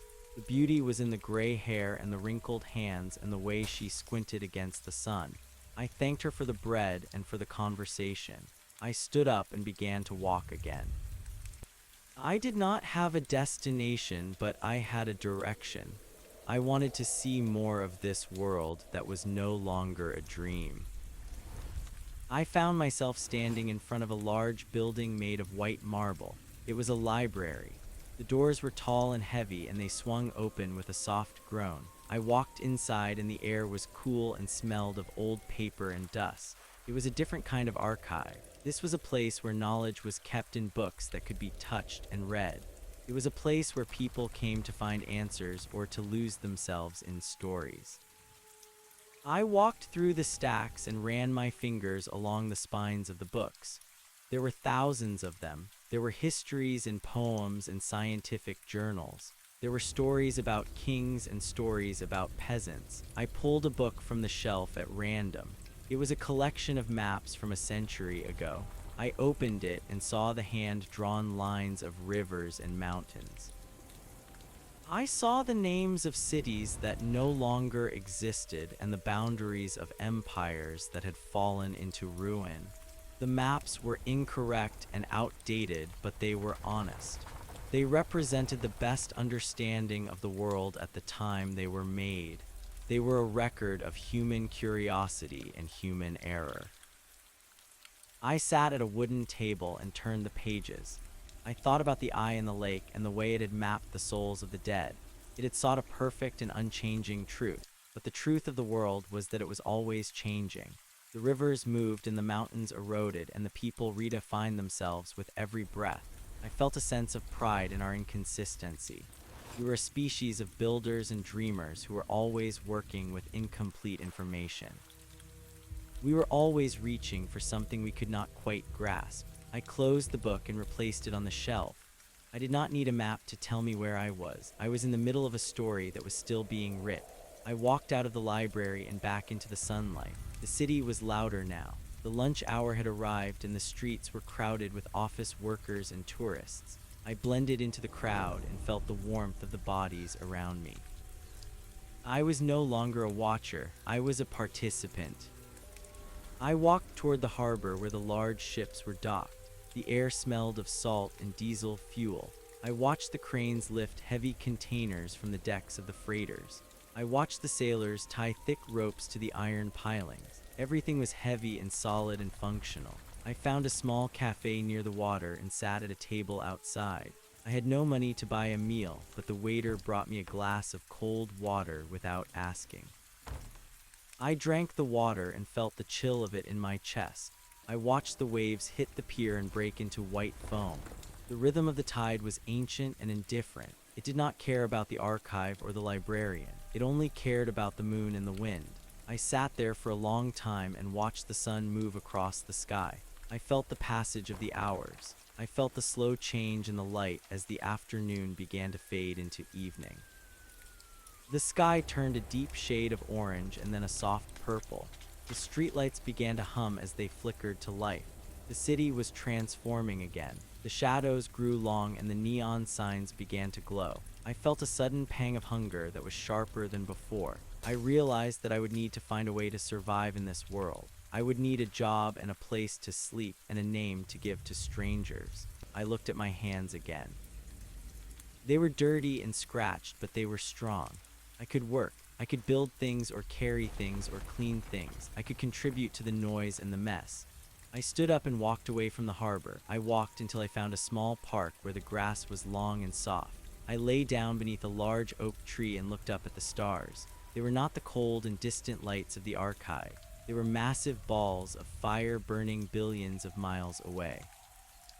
They were ancient and beautiful, and they did not know I existed. I closed my eyes and listened to the city. I heard the sirens in the distance and the laughter of a group of teenagers walking by. I heard the rustle of the leaves in the wind and the distant bark of a dog. It was a perfect sound. It was the sound of a world that was free. I felt a deep and heavy sleep beginning to pull at me. It was not the forced slumber of the lake. It was a natural exhaustion. It was the body asking for rest after a long journey. I let myself drift away. I did not dream of glass trees or obsidian eyes. I dreamed of a small yellow flower growing between the rocks. I dreamed of the taste of sourdough bread and the smell of the rain. I dreamed of a road that went on forever and a story that had no end. When I woke up the next morning, the sun was hitting my face and the dew was wet on my clothes. I sat up and stretched my sore muscle. I felt alive. I felt ready. I stood up and walked toward the center of the city. I did not look back at the lake. I did not look back at the valley. I looked forward at the street and the people and the possibilities. I was a man with no name and no past, but I had a future, and that was the greatest treasure of all. I walked past a construction site where men were pouring concrete into a wooden frame. The smell of the wet cement was sharp and earthy. I stopped and watched them work. They moved with a practiced coordination. They shouted to one another over the roar of the mixing truck. One of the men looked up and saw me standing there. He was older than the driver of the truck, but he had the same kind of steady gaze. He asked me if I was looking for work. I told him that I was. He handed me a shovel and told me to start clearing the debris from the edge of the pit. I took the tool and felt the weight of the wood and the steel. I began to dig. The work was hard and my back began to ache within the first hour. I felt the sweat run down my face and the blisters form on my palms. It was wonderful. Every shovelful of dirt was a testament to my existence. Every drop of sweat was a proof of my labor. I worked until the sun was high in the sky and the foreman told us to take a break. We sat on the edge of the pit and ate sandwiches.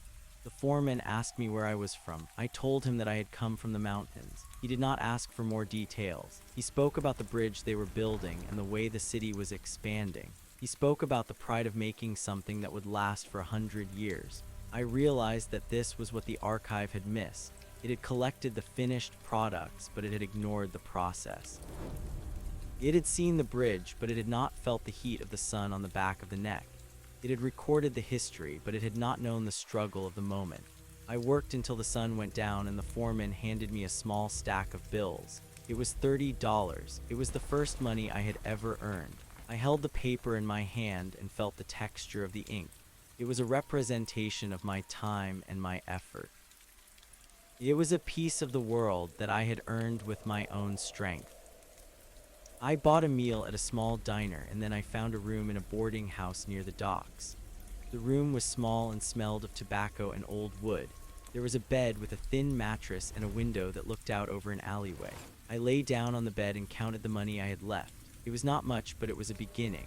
I looked at the ceiling and saw a crack in the plaster that looked like a lightning bolt. I traced the line with my eyes until I fell asleep. The next day I went back to the construction site. I worked every day for a week. I learned the names of the other men. I learned the language of the tools and the materials. I began to feel like I belonged. I was no longer a ghost wandering the halls of a dead memory. I was a laborer in a city of stone. I was a man who woke up at 5 o'clock in the morning and went to bed when the sun went down.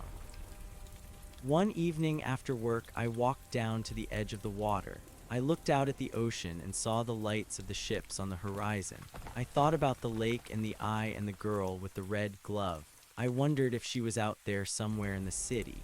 I wondered if she had found her own story to tell. I hoped that she was happy. I hoped that she had forgotten the weight of the names and the silence of the grove. I realized that I was starting to forget the details of the archive. The images were becoming blurry and the sounds were fading into the background of my mind. I was losing the memory of the light, but I was gaining the reality of the shadow. I was becoming a person. I reached into my pocket and found a small stone I had picked up at the construction site. It was a piece of granite that had been crushed by the machines. It was rough and gray and ordinary. I held it in my hand and felt its weight. It was enough. It was more than enough. I turned away from the water and walked back toward the lights of the city. I had a name now. I had called myself Thomas when the foreman asked. It was a simple name. It was a name that felt like it belonged to a man who worked with his hands. Thomas walked down the street. Thomas went to work. Thomas lived in the city. It was a good name. It was a start. I walked into the crowd and disappeared into the beautiful and messy noise of the world. I was home. The building of the bridge was a slow and heavy labor that demanded every ounce of my attention. I woke at 5 o'clock in the morning when the sky was still the color of a bruised plum. The air in my small room was cold and smelled of the river and the damp wood of the floorboards. I dressed in the thick trousers and the heavy boots I had purchased with my first week of wages. I did not look in the mirror because the man who lived in this room did not need to see his own face to know he existed. He felt it in the stiffness of his joints and the hunger in his stomach. I walked down the 3 flights of stairs and out into the street where the mist hung low over the cobblestones. The city at this hour was a different creature than the one that roared at noon. It was a place of shadows and soft echoes where the only sounds were the distant whistle of a train and the rhythmic clicking of a lone horse and carriage. I reached the construction site as the sun began to bleed over the horizon. The steel girders of the bridge rose up like the skeleton of a giant reaching for the other side of the water. My hands were already calloused, and the skin was stained with the red dust of the earth and the black grease of the machines. The foreman, whose name was Miller, waved me toward the supply shed. He was a man of few words, and he liked the way I worked because I did not complain, and I did not ask questions about the past. He handed me a heavy iron bar and told me to help the crew at the base of the western pylon. I walked toward the water where the noise of the river was a constant low growl. We were driving massive wooden piles into the mud to create a foundation that would hold the weight of 1,000 wagons. The work was a cycle of lifting and striking. We moved in a line and our breathing became a shared language. I felt the vibration of the hammer blows travel up through my arms and settle in my chest. It was a physical manifestation of time. Every strike was a second spent. Every inch the pile sank into the muck was a record of our collective will. I did not think about the archive or the lake during those hours. There was no room for the abstract when a slip of the foot could mean a broken bone or a fall into the freezing current. I was tethered to the earth by the weight of the iron and the heat of my own blood. By mid-morning, the sun was hot on our backs and the sweat soaked through my shirt until it felt like a second skin. During the noon break, we sat on the crates of rivets and ate bread and hard cheese. A man named Silas sat next to me. He was younger than the others, and his eyes were always moving as if he expected the world to offer him a surprise at any moment. He asked me if I had ever seen the ocean beyond the harbor. I told him I had only seen it from the docks. He spoke of a place further south where the sand was white as bone, and the water was so clear you could see the fish swimming 20 feet below the surface. He told me he was saving his money to buy a boat so he could sail away from the smoke and the noise of the city. I listened to him, and I realized that everyone here was carrying a private map of a world they wanted to reach. They were all moving toward a future that did not exist yet. They were the architects of their own ghosts. I asked Silas why he wanted to leave a place where he was helping to build something so permanent. He laughed and bit into an apple. He said that the bridge was for the people who wanted to stay still, but the water was for the people who wanted to move. He said that a man is not a mountain and a man is not a stone. A man is a river that has to keep flowing or it turns into a swamp. His words stayed with me for the rest of the day. I thought about the librarian and the way he had tried to stop the flow of everything. He had turned the river into a swamp of glass and ink. He had thought that by capturing the moment he could save it, but he had only succeeded in killing it.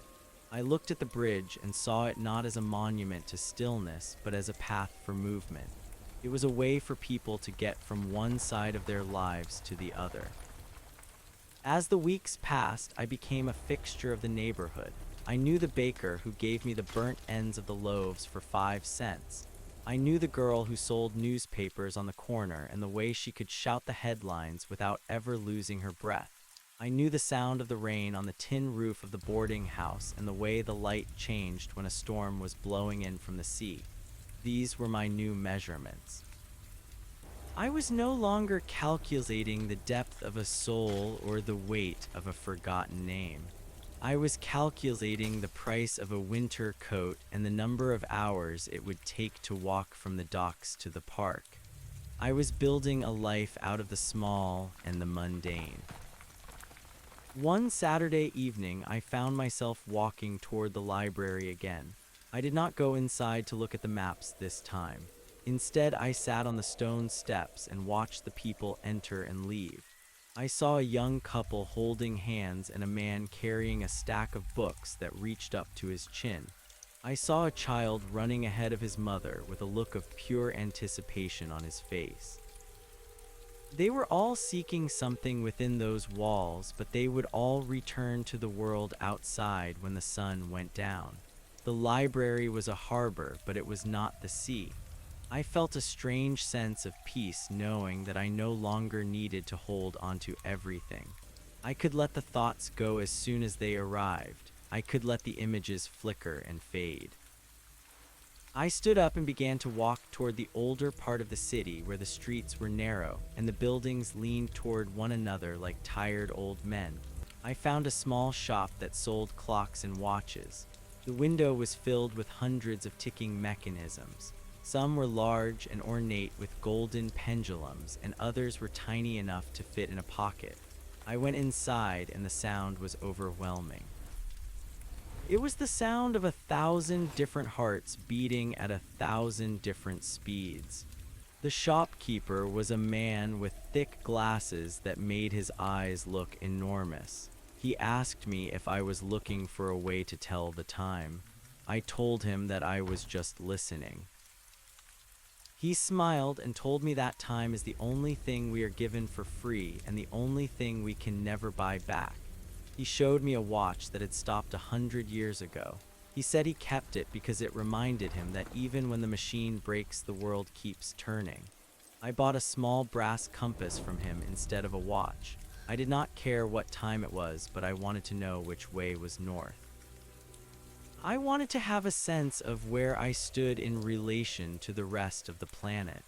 I stepped back out into the cool evening air and held the compass in my palm. The needle spun wildly for a moment and then settled. It pointed away from the harbor and toward the dark silhouette of the hills. I walked until I reached a quiet square that I had not seen before. In the center was a statue of a man whose name had been worn away by the wind and the rain. He was holding a scroll and looking up at the sky. I sat at his feet and looked up at the stars. They were the same stars that had watched over the valley of the archive, but here they felt different. They were not symbols of a lost eternity. They were just lights in the dark. I realized that the fear I had carried for so long was finally gone. I was not afraid of disappearing because I had already disappeared once and I had found my way back. I was not afraid of being forgotten because I was the one doing the remembering. I thought about the lake and the way it must look now. Perhaps the water was still and the eye was closed. Perhaps the glass trees were shattering under the weight of their own silence. Or perhaps the lake was gone entirely and there was nothing left but a dry crater in the middle of a forest. It did not matter. The archive was a closed book and I was a new page. I stood up and stretched my limbs. I felt the strength in my legs and the steady rhythm of my heart. I was a man of 30 years, or perhaps I was a man of 1,000. It was not a fact that required a measurement. I walked back to the boarding house and climbed the stairs to my room. I sat by the window and watched the moon rise over the city. I thought about the work I would do tomorrow and the people I would see. I thought about the smell of the sawdust and the sound of the river. I realized that I was happy. It was not a grand or dramatic happiness. It was a quiet and solid thing like the stones of the bridge. It was the happiness of a man who knows where he is and is content to stay there for a while. I closed my eyes and listened to the city breathe. I was part of the noise, I was part of the light. I was part of the story that would never be finished. The next morning, the foreman told us that the first section of the bridge was complete. We stood on the wooden planks and looked out over the water. The gap between the two shores was still wide, but the distance was no longer impossible. We had built a bridge out into the void, and we would keep building until we reached the other side. I picked up my shovel and felt the familiar weight of it. I looked at the man next to me and he nodded. We did not need to speak. We had work to do, we had a world to build, and the sun was already high in the sky. I plunged the shovel into the dirt and began the day. The past was a shadow that grew shorter as the sun rose higher, and the present was a bright and burning truth that I held in my hands. I was here, and that was enough. I worked through the heat of the afternoon and the cool of the evening. I watched the shadows stretch across the construction site and saw the way the light caught the steel of the girders. The bridge was growing, and so was I. I was no longer the hollow shell that had crawled out of the water. I was a man made of muscle and bone and memory. I was a man who knew the value of a hard day of work and the comfort of a warm bed. I was a man who had traded the infinite for the finite and had found the better part of the bargain. I walked home in the twilight and felt the cool breeze on my face. The city was glowing with 1,000 lights, and I was one of them. I was a tiny spark in a vast and beautiful darkness, and I was burning as bright as I could. When I reached my room, I sat at the small wooden table and took out a piece of paper and a pencil I had bought. I did not want to write a history or a ledger. I wanted to write a letter. I did not know who I was writing it to or if it would ever be sent. I just wanted to put the words down so they could exist outside of my own head. I wrote about the smell of the lemon soap and the taste of the coffee in the blue paper cup. I wrote about the old woman and the pigeons and the way the light refracted through the water in the fountain. I wrote about the weight of the iron bar and the sound of the hammer. I wrote about the man named Silas and his dream of a white sand beach. I wrote until my hand was tired and the candle was burning low. I looked at the words on the page and saw that they were true. They were not perfect and they did not capture everything, but they were an honest record of a human life. They were a testament to the fact that I had been here and that I had seen these things. I folded the paper and put it in the drawer of the table. It was the first entry in my own archive. It was a collection of moments that belonged to me and to no one else. I lay down on the bed and felt the silence of the room. It was not a cold or empty silence. It was a silence that was full of the echoes of the day. It was a silence that was waiting for the morning to arrive. I woke up before the sun and walked to the bridge. The mist was thick over the water and the air was still. I stood at the edge of the pylon and looked out at the horizon. I could not see the other side, but I knew it was there. I knew that if we kept working, we would eventually reach it. I felt a sense of purpose that was stronger than anything I had ever known in the valley. I was not a servant of the past. I was a builder of the future. I picked up my tools and waited for the rest of the crew to arrive. I watched the first light of the sun hit the top of the bridge and saw the way the steel began to glow. It was a beautiful sight, and I was glad to be there to see it. I was glad to be alive. The foreman arrived and gave the signal to begin. The noise of the machine started up and the site came to life. I joined the line of men and began to move. We were a machine of flesh and blood, and we were making something that would outlast us all. I felt the rhythm of the work take hold of me, and I let go of everything else. I was the hammer and the nail. I was the stone and the mortar. I was the bridge and the river. I was Thomas, and I was here. The day was a long and difficult struggle, but it was a struggle that I welcomed. It was a struggle that proved I was real. As the sun began to set, I walked to the end of the finished section and looked down at the water. The river was dark and deep, and it was moving fast. I thought about the lake one last time. I thought about the way the water had been so still and so dead. I realized that the river was the opposite of the lake. The river was life because it was always changing and always moving towards something else. It did not try to keep anything. It just carried it along for a while and then let it go. I reached into my pocket and took out the small stone I had been carrying. I looked at it for a moment and then I tossed it into the river. I watched the small splash it made and then I watched the ripples disappear into the current. I let the stone go and I let the past go with it. I turned around and walked back toward the city. I had a name and I had a life and I had a future, and that was all I ever needed to be. The heavy iron sledgehammer felt like an extension of my own bone and muscle as it swung through the humid air of a Tuesday afternoon. The rhythm of the work had become a sanctuary. I did not have to think about who I was or where I had come from when the primary requirement of my existence was to strike a steel bolt with precision and force. The heat of the sun was a physical weight on my shoulders, and the sweat ran down my forehead and stung my eyes. I wiped my face with a sleeve that was stiff with dried salt and river silt. Around me, the city of New York was a cacophony of progress. Steam whistles shrieked from the tugboats and the grinding of stone saws echoed from the masonry yards. Miller, the foreman, walked along the edge of the wooden scaffolding with his hands clasped behind his back. He stopped near me and watched as I drove a final rivet into the bracing. He did not smile, but he gave a sharp nod of approval. "You have the endurance of a mule, Thomas," he said. His voice was like gravel rubbing against wood. I told him that I liked the work because it had a clear beginning and a clear end. He grunted and moved on to harass a group of laborers who were struggling with a crate of heavy chains. I stood up and stretched my back. My spine popped, and the sensation was a sharp reminder of my own physicality. I was no longer a ghost in a silent hall. I was a man who occupied space and took up air. As the afternoon shifted into the golden hour of the early evening, I looked across the expanse of the East River. The towers of the bridge were rising higher every week.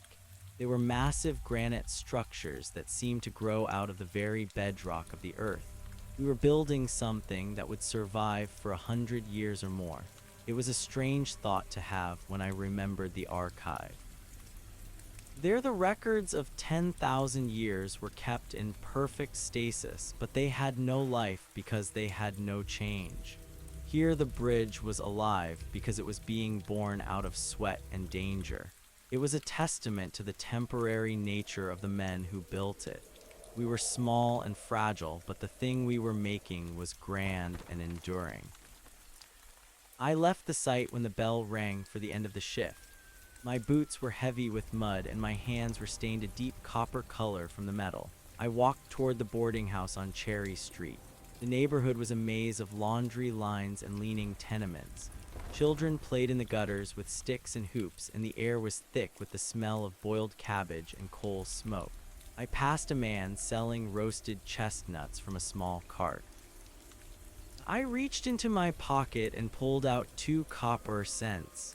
I handed them to him, and he gave me a small paper cone of the hot nuts.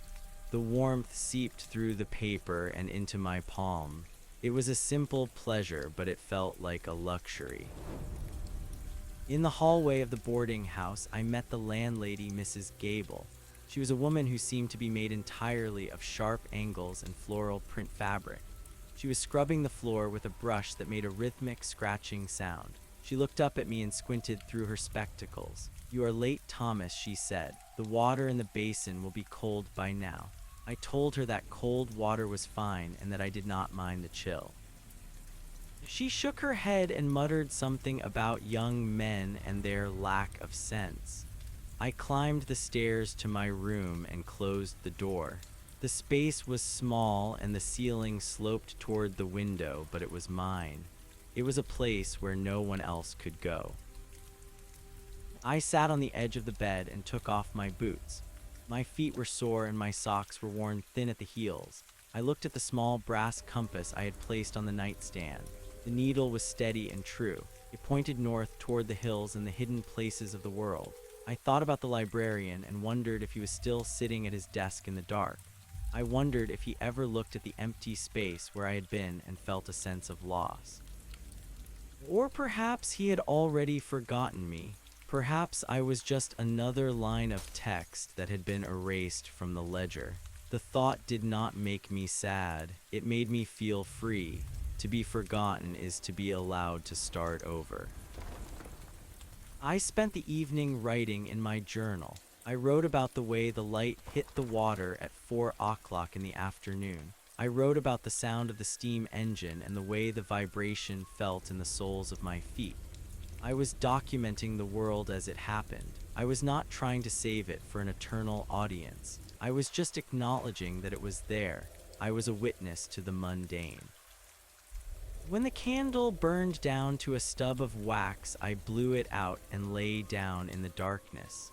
The city was never truly silent. There was always the sound of a distant shout or the clatter of a wagon or the low hum of the wind.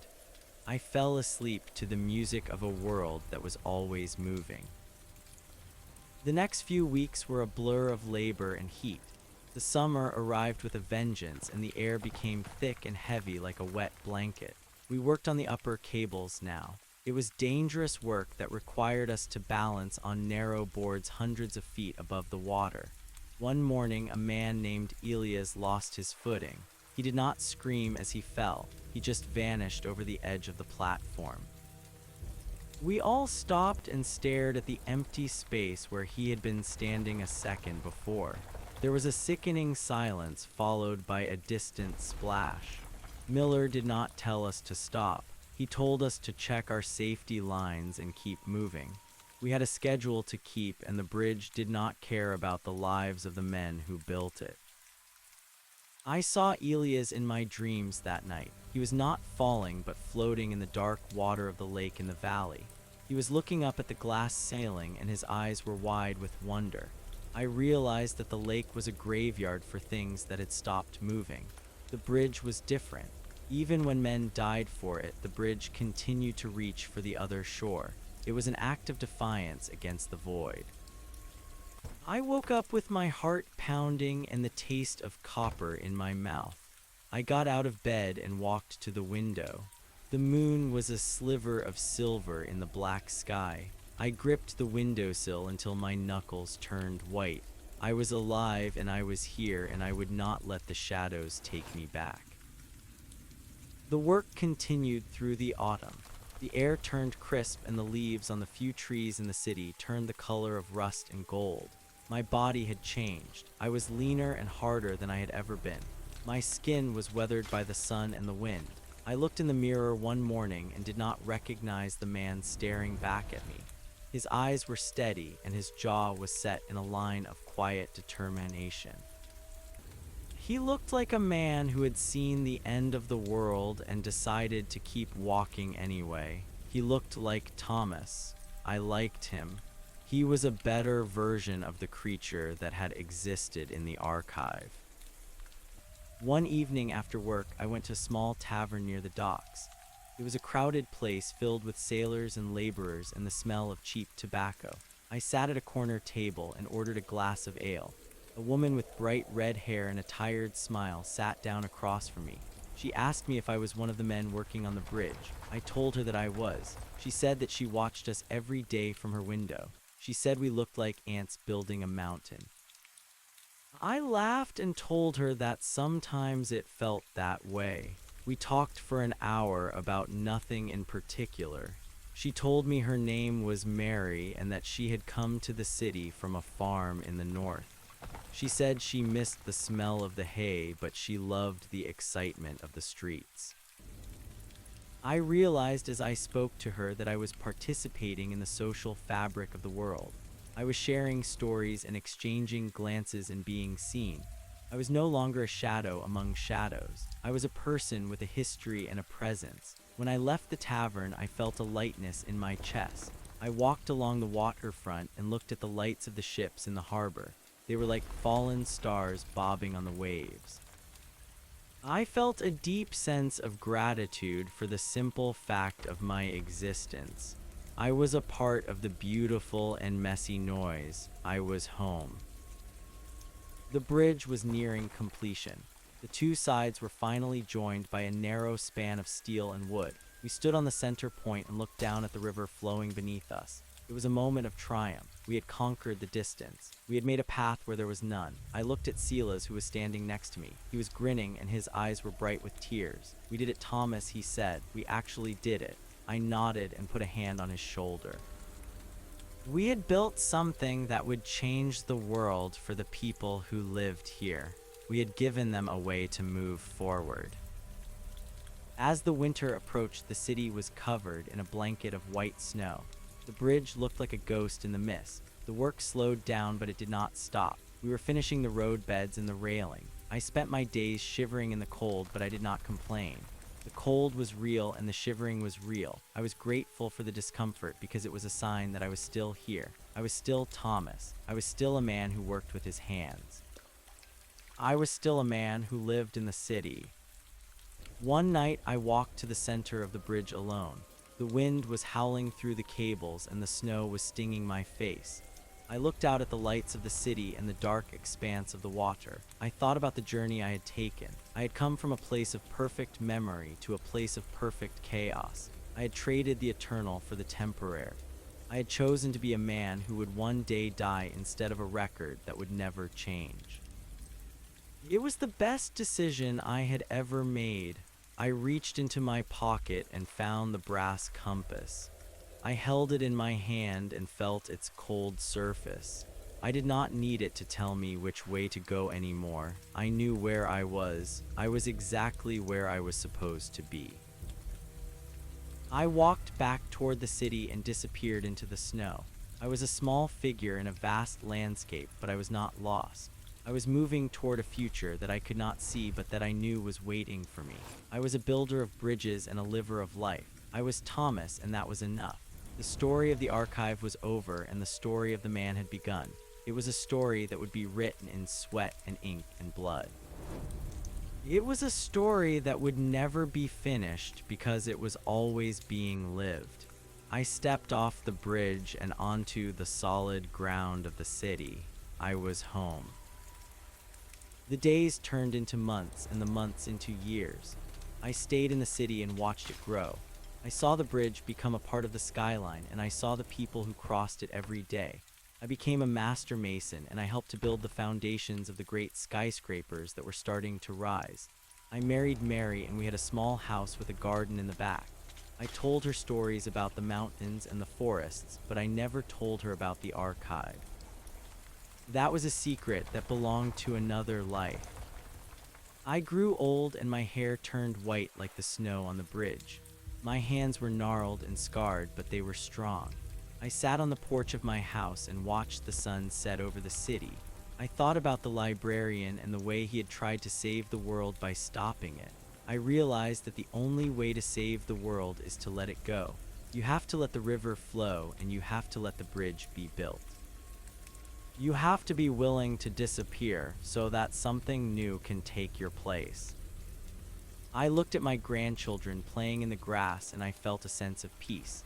They were the new pages in the book. They were the future that I had helped to build. I was a part of them just as I was a part of the bridge and the city. I was a part of the light and the noise. I was a part of the story. I closed my eyes and listened to the sound of the world breathing.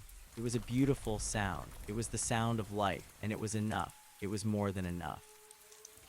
I remembered the stone I had thrown into the river so many years ago. I imagined it sitting on the bottom of the channel, covered in silt and smoothed by the current. It was a part of the earth now. It was no longer a piece of a construction site or a souvenir of a transition. It was just a stone, and I was just a man. We were both exactly where we belonged. The cycle was complete. The shadow had become the reality, and the memory had become the life. I was here. I was here. I was here. The final sections of the bridge were being polished and inspected by the city engineers. There was an air of celebration throughout the streets of New York. People were talking about the grand opening and the parades that would take place. I stood on the sidewalk and watched as the banners were hung from the lampposts. The colors were vibrant and the fabric snapped in the wind. I felt a quiet pride in knowing that I had played a small part in this achievement. I was not a famous architect or a wealthy financier, but I was one of the men who had put the stones in place. I had contributed my strength and my time to something larger than myself. I walked down to the harbor and watched the ships coming and going. The world felt enormous and full of possibilities. I thought about Silas and wondered if he had ever found his white sand beach. I hoped that he was sailing somewhere warm and clear. I hoped that everyone I had met was finding their own way through the maze of the world. We were all travelers and we were all builders. We were all trying to find a place where we could stand and say that we were home. The evening air was cool and smelled of salt and coal. I pulled my coat tighter around my chest and began the walk back to my room. I passed the library and saw the glow of the lamps inside.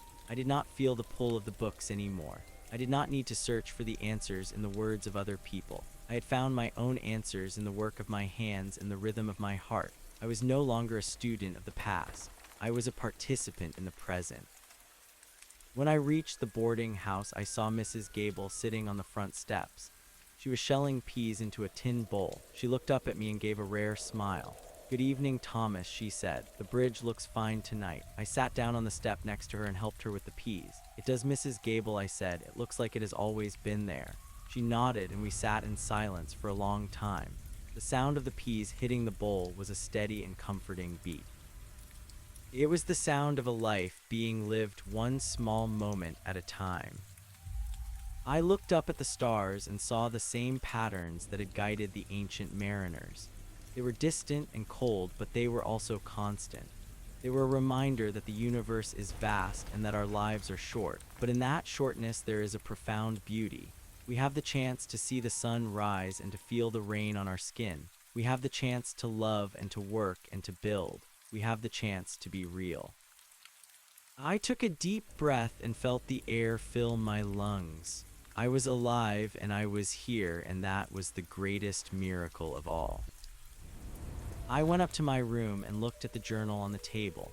It was nearly full of my observations and thoughts. I picked up the pencil and wrote the final entry for the day. I wrote about the bridge and the peas and the stars. I wrote about the feeling of the wooden step beneath me and the sound of the city in the distance. I wrote that I was happy. I closed the book and put it in the drawer. I was ready for whatever the next day would bring. I was ready to keep walking and to keep building. I was ready to be Thomas. The sun rose the next morning and painted the sky in shades of pink and orange. I woke up and dressed in my work clothes. I felt the familiar weight of my boots and the stiffness of my trousers. I walked to the construction site and joined the crew. We had a few more tasks to finish before the bridge was officially opened. We worked with a sense of urgency and excitement. We were the guardians of the transition. We were the ones who would make sure that the path was safe for everyone who followed. By the end of the day, the last of the debris had been cleared away and the bridge stood clean and proud against the sky. We gathered at the center of the span and looked out at the horizon. We were a group of men from different places and with different stories, but we were united by the work we had done. We had built a bridge. We had connected two worlds. I looked at the water flowing beneath us and felt a sense of closure. The river would continue to flow and the bridge would continue to stand, and I would continue to move forward. I walked home in the twilight and felt the cool breeze on my face. The city was glowing with 1,000 lights and I was one of them. I was a tiny spark in a vast and beautiful darkness, and I was burning as bright as I could.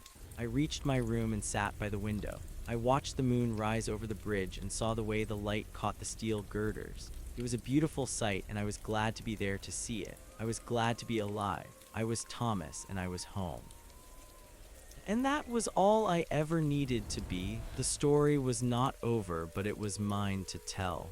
And I would tell it one day at a time, with every breath and every step and every strike of the hammer. I was here, I was here, I was here. The morning of the official dedication arrived with a clarity that felt like a sharp slap to the face. The sky was a hard and brilliant blue, and the wind coming off the water carried the scent of distant ice. I stood at the edge of the crowd near the western tower and watched the dignitaries gather. There were men in silk hats and women in velvet coats, and the air was filled with the sound of a brass band playing marches that felt too small for the scale of the stone and steel above us. I felt a strange detachment as I watched them.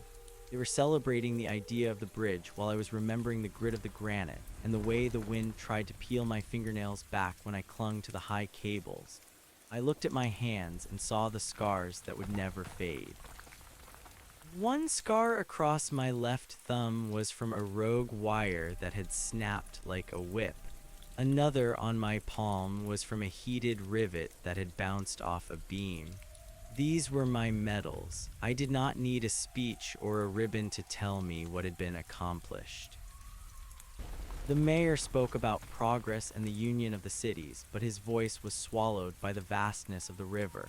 I looked up at the suspension cables and thought about Elias. I thought about the men whose names would never be carved into the commemorative plaques. We were the ghosts in the masonry. We were the heartbeat of the machine that had been silenced so the city could move faster. I did not feel bitter. I felt a deep and heavy sense of reality. The archive had been a place of perfect preservation where nothing ever decayed and nothing ever truly lived. This bridge was the opposite. It was a thing of tension and vibration. It was holding itself together against the constant pull of gravity and the wearing of the weather. It was alive because it was fighting to exist. When the ceremony ended and the first carriages began to roll across the wooden planks, I did not join the procession. Instead, I walked away from the noise and toward the lower docks where the shadows were long and the air was still. I found a quiet spot on a pile of lumber and sat down. I watched the movement of the water. It was the same water that flowed through the valley in the hidden world, but here it was messy. It carried oil and driftwood and the refuse of 1,000,000 lives. It was beautiful because it was not pure. I reached into my pocket and felt the 2 copper cents I had kept there for luck. I turned them over in my fingers and thought about the value of a single day. In the archive, a century was a blink of an eye. In the city, an hour of hard labor could feel like an eternity. I preferred the eternity of the hour. I stayed by the water until the sun began to dip behind the tenements. The light turned a deep and bruised purple, and the lamps on the bridge began to flicker to life. They looked like a string of pearls draped across the throat of the river. I felt a tap on my shoulder and turned to see Miller. He looked tired and his coat was dusty, but his eyes were calm. He sat down next to me without saying a word. We watched the lights for a long time. He reached into his pocket and pulled out a tin of tobacco and a pipe. He lit it, and the smell of cherry wood smoke drifted between us. He said that the company was moving the crew to a new project in the spring. They were going to build a tunnel under the river further north. He asked me if I wanted to stay with the gang. He said I was a good hand and that I had a steady head for heights. I thought about the offer. I thought about the darkness of a tunnel and the weight of the earth pressing down from above. It was the opposite of the bridge, but it was still the work of making paths. I told him I would think about it. He nodded and stood up. He told me to get some rest and that the pay envelopes would be distributed at the office on Monday. I watched him walk away into the gathering gloom. He was a man who defined himself by the things he broke and the things he built. I wondered if I was becoming like him. I wondered if the archive had been purged from my blood entirely. I felt a sudden urge to see the librarian one last time, not to go back but to show him what I had become. I wanted him to see the calluses and the sunburnt skin. I wanted him to see that I was no longer a specimen. I walked back toward the boarding house through the crowded streets. The city felt different tonight. The completion of the bridge had changed the energy of the air. There was a sense of arrival. I passed a newsboy shouting about the evening edition and bought a paper for 1 cent. I read the headlines under a gas lamp. They were full of talk about the future and the expansion of trade. I turned the page and saw a small notice about a fire in a warehouse near the Northern District. It was a mundane detail, but it struck me as profoundly important. Things burned. Things disappeared. The world was constantly consuming itself to make room for the next moment. I folded the paper and tucked it under my arm. When I reached the hallway of the boarding house, the smell of boiled cabbage and floor wax greeted me. Mrs. Gable was in the kitchen, and the sound of clinking dishes echoed through the house. I climbed the stairs to my room and sat on the bed. The brass compass was still on the nightstand. I picked it up and opened the casing. The needle swung wildly for a moment before settling on north. It was a simple tool, but it represented the only thing that stayed constant in a world of change. I thought about the mountains and the silence of the high peaks. I remembered the way the air felt at the top of the world, where the sky was thin and the stars felt close enough to touch. I realized that I did not miss the archive, but I did miss the clarity of the journey. I spent the next few days wandering the city without a purpose. I was between jobs, and the silence of my own thoughts was louder than the noise of the traffic. I visited the markets and watched the farmers unloading crates of apples and potatoes. I went to the library and sat in the reading room for hours, but I did not open a single book. I just watched the light move across the floor. I saw a young man sitting at a table near the window. He was hunched over a ledger, and his pen was moving with a frantic energy. He looked the way I must have looked when I was trapped in the service of the collection. I wanted to go over to him and tell him to go outside. I wanted to tell him that the ink would still be there tomorrow, but the sunset would be gone in 20 minutes. I stayed in my seat and said nothing. Some lessons cannot be taught, they have to be bled for. On Sunday, I decided to take a ferry across the river. I wanted to see the bridge from the water.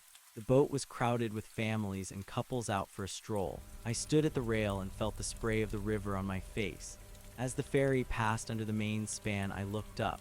The structure was magnificent. It looked like a giant web spun by a steel spider.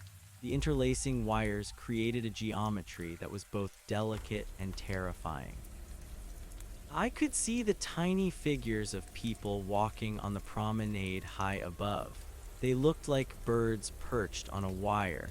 I felt a surge of vertigo and laughed out loud. The woman standing next to me gave me a worried look, but I did not care.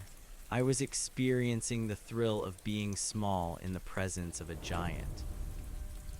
I realized then that the bridge was not just a way to get from one side to the other. It was a monument to the human desire to overcome the impossible. We had looked at the water and the distance, and we had said no. We had insisted on a connection. I felt a deep kinship with the stone and the steel. We were both products of pressure and heat. We were both holding back the void. When the ferry reached the other side, I got off and walked along the shore. The ground was rocky and uneven, but it felt solid. I looked back at the city. It was a jagged silhouette against the fading light. It looked like a promise that had not yet been kept. I found a small tavern on the waterfront and went inside. It was quiet and dim, and the air smelled of old wood and spilled ale. I ordered a glass and sat by the fireplace. The flames were licking at a thick log, and the warmth was a comfort against the damp chill of the evening. I thought about Mary and the way she had looked at me in the tavern a few weeks ago. I wondered if she was still watching the bridge from her window. I wondered if she saw the same things I did. I realized that I wanted to see her again. I wanted to talk to someone who did not know the secret of the archive. I wanted to be seen as a man who worked on the bridge and nothing more. I left the tavern and walked toward the address she had mentioned. It was a tall brick building with a fire escape that clung to the side like a skeleton. I stood on the sidewalk and looked up at the windows. I did not know which one was hers. I felt a sudden wave of shyness and almost turned away. But then I remembered the way the needle of the compass always found its way back to center. I took a breath and walked into the foyer. The air was thick with the smell of cooking and coal smoke. I found the list of names near the mailboxes and saw her name written in a neat and careful hand. Apartment 4B. I climbed the stairs and knocked on the door. My heart was thumping against my ribs like a trapped bird. After a moment, the door opened and Mary stood there. She was wearing a simple blue dress and her hair was tied back with a ribbon. She looked surprised to see me, but then a smile spread across her face. Thomas, she said. I was just thinking about the bridge. I told her that I was too. She invited me inside, and the room was small but filled with light. There were plants on the windowsill and a colorful rug on the floor. It felt like a place where someone had decided to stay. We sat at a small table, and she made a pot of tea. We talked about the opening of the bridge and the crowds and the music. She told me that she had walked across it that morning and that she had felt like she was flying. I told her about the view from the ferry and the way the cables looked like a web. We laughed and the tension in my chest began to dissolve. I felt a sense of ease that I had never known in the archive. There was no pressure to remember or to record. There was only the sound of her voice and the steam rising from the cups. As the evening wore on, the conversation turned to deeper things. She asked me where I had come from before the city. I told her that I had come from a place of shadows and books. I told her that I had spent a long time looking at the past and that I was finally learning how to look at the future. She nodded and reached across the table to touch my hand. Her skin was warm and soft. She said that everyone in the city was running away from something or searching for something else. She said it did not matter where I had been as long as I was here now. I stayed for a long time, and when I finally left, the moon was high in the sky. The city was quiet and the air was still. I walked back to the boarding house with a spring in my step. I felt as though a heavy weight had been lifted from my shoulders. I was no longer a solitary observer. I was becoming a part of the life of the city. I was building a history of my own, one night at a time. I realized that the bridge had done more than just span the river. It had spanned the gap between my old life and my new one. The winter months passed in a blur of cold and gray. I took the job in the tunnel and spent my days deep underground. It was hard and dirty work, but I did not mind. There was a different kind of beauty in the darkness. We were carving a path through the ancient rock, and the silence of the earth was a different kind of peace. I saw the sun only in the mornings and the evenings, but it made the light feel more precious. I continued to see Mary, and we spent our Sundays exploring the city. We went to the parks and the museums and the theaters. We were two people who had found each other in the chaos, and we were holding on tight. One evening in late February, I was walking home from the tunnel when I saw a figure standing near the entrance to the bridge. The man was wearing a long black coat and a wide-brimmed hat. He was perfectly still, and he seemed to be staring at the western tower. My blood turned to ice. I knew that silhouette. I knew the way he held his head and the way he stood with his hands tucked into his sleeves. It was the librarian. I stopped and watched him from the shadows. He did not move for a long time. He looked like a piece of the archive that had been transplanted into the wrong reality. I felt a sudden rush of fear. I was afraid that he had come to take me back. I was afraid that he would tell me that my life here was an illusion and that I belonged in the silence of the valley. I gripped the railing of a nearby fence and waited for him to turn around. But he did not turn. He just continued to look at the bridge. I realized then that he was not there for me. He was there for the bridge. He was looking at the thing we had built, and he was trying to understand it. He was trying to reconcile the permanence of his records with the shifting reality of the world. I watched him for several minutes, and then I turned and walked away. I did not want to speak to him. I did not want to hear his voice or see the cold light in his eyes. He belonged to the past, and I belonged to the present. I walked faster and faster until I reached the safety of the crowded streets. I did not look back. I went to Mary's apartment and knocked on the door. When she opened it, I pulled her into a hug and held her as if she were the only solid thing in the world. She asked me what was wrong, and I told her that I had just seen a ghost. She laughed and told me that the city was full of ghosts, but that they could not hurt us as long as we were alive. That night I dreamed of the archive. I dreamed that the glass ceiling had shattered and that the snow was falling on the books. I saw the librarian standing in the middle of the ruins, and he was holding a single page in his hand. He looked at me and smiled, and I saw that his eyes were no longer cold. They were full of a terrible and beautiful light. He said that the story was finally being written, and then he vanished into the white. I woke up and the room was filled with the soft light of the morning. I felt a sense of peace that was deeper than anything I had felt before. The connection was finally broken. I was free. I went to work in the tunnel and the air felt different. The rock felt softer and the work felt lighter. I realized that I was no longer fighting against the world. I was moving with it. I was a part of the river and the bridge and the city. I was a part of the light and the noise. I was Thomas, and that was enough. The years would come and they would go, and the city would change and the bridge would grow old, but I would be here for all of it. I would be a witness to the mundane and a builder of the future. I would live my life one breath at a time, and I would never look back. The archive was a memory, and the memory was a gift. It had taught me the value of the temporary and the beauty of the flawed. I was exactly where I was supposed to be. I was home. I was home. I was home. The morning after I saw the figure of the librarian by the bridge, the air in the city felt different. It was as if a fever had broken. I walked to the tunnel site with a steady pulse and a clear mind. The winter chill was still biting at my ears, but I did not pull my collar up to hide. I wanted to feel the sting. I wanted to be reminded that I was a creature of blood and bone, and that the cold was a part of the world I had chosen. When I descended into the shaft, the darkness did not feel like a burial. It felt like a beginning. We were working in the belly of the earth, and every inch of progress was a victory over the silence of the stone.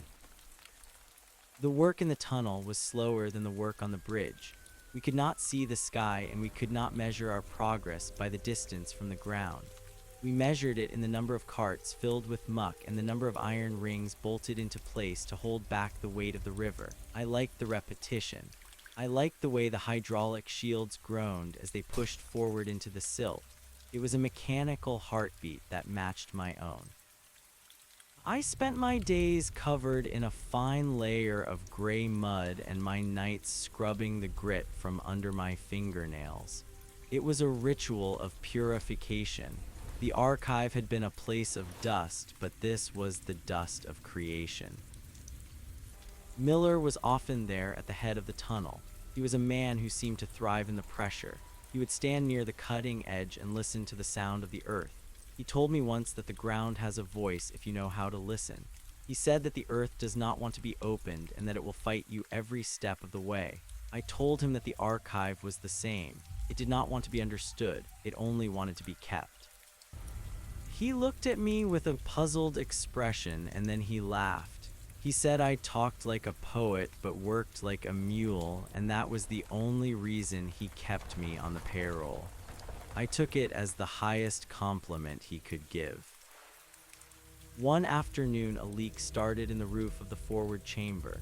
It was not a large leak, but the water was coming in with a terrifying force. It hissed like a snake as it sprayed against the iron plates. The men scrambled back, and for a moment I saw the flicker of panic in their eyes. It was the same look I had seen in the eyes of the men on the high cables when the wind picked up. I did not feel the panic. I felt a strange sense of recognition. This was the reality of the world. It was a place of leaks and breaks and sudden ends. I grabbed a bundle of oakum and a caulking iron and walked toward the spray. I could hear Miller shouting for me to get back, but I did not stop. I climbed onto the scaffolding and pushed the oakum into the seam. The water was freezing and it soaked through my shirt in seconds. My hands were numb, but I kept working. I hammered the iron against the gap until the spray turned into a trickle and then stopped altogether. I stayed there for a minute with my forehead pressed against the cold metal. I could hear the muffled sound of the river flowing above us. It was a heavy and ancient sound. When I climbed down, the men were silent. Miller walked over to me and put a hand on my shoulder. He did not say anything, but he handed me his flask of whiskey. I took a long swallow and felt the fire spread through my chest. I was not a ghost. I was a man who could stop a leak. That evening, I went to see Mary. I was still damp and I smelled of the river, but she did not seem to mind. She sat me down by the fire and gave me a bowl of hot stew. We sat in silence for a long time.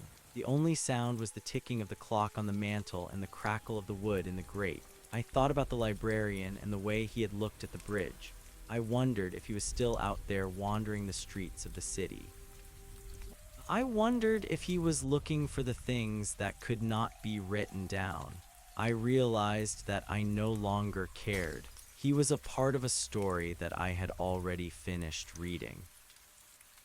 Mary asked me what I was thinking about. I told her that I was thinking about the difference between a map and a journey. I told her that for a long time I had been a man who only looked at maps. I thought that if I knew the names of the mountains and the depths of the seas, I knew the world. But now I knew that the map was nothing. The journey was the weight of the hammer and the taste of the salt and the warmth of a hand in the dark. She smiled and told me that I was learning. She said that the city was a place where people came to lose their maps and find their way. As the weeks turned into months, the tunnel grew longer. We were halfway across the river and the air in the chamber was thick and heavy. We had to use air locks to keep the water out, and the pressure made our ears pop and our joints ache.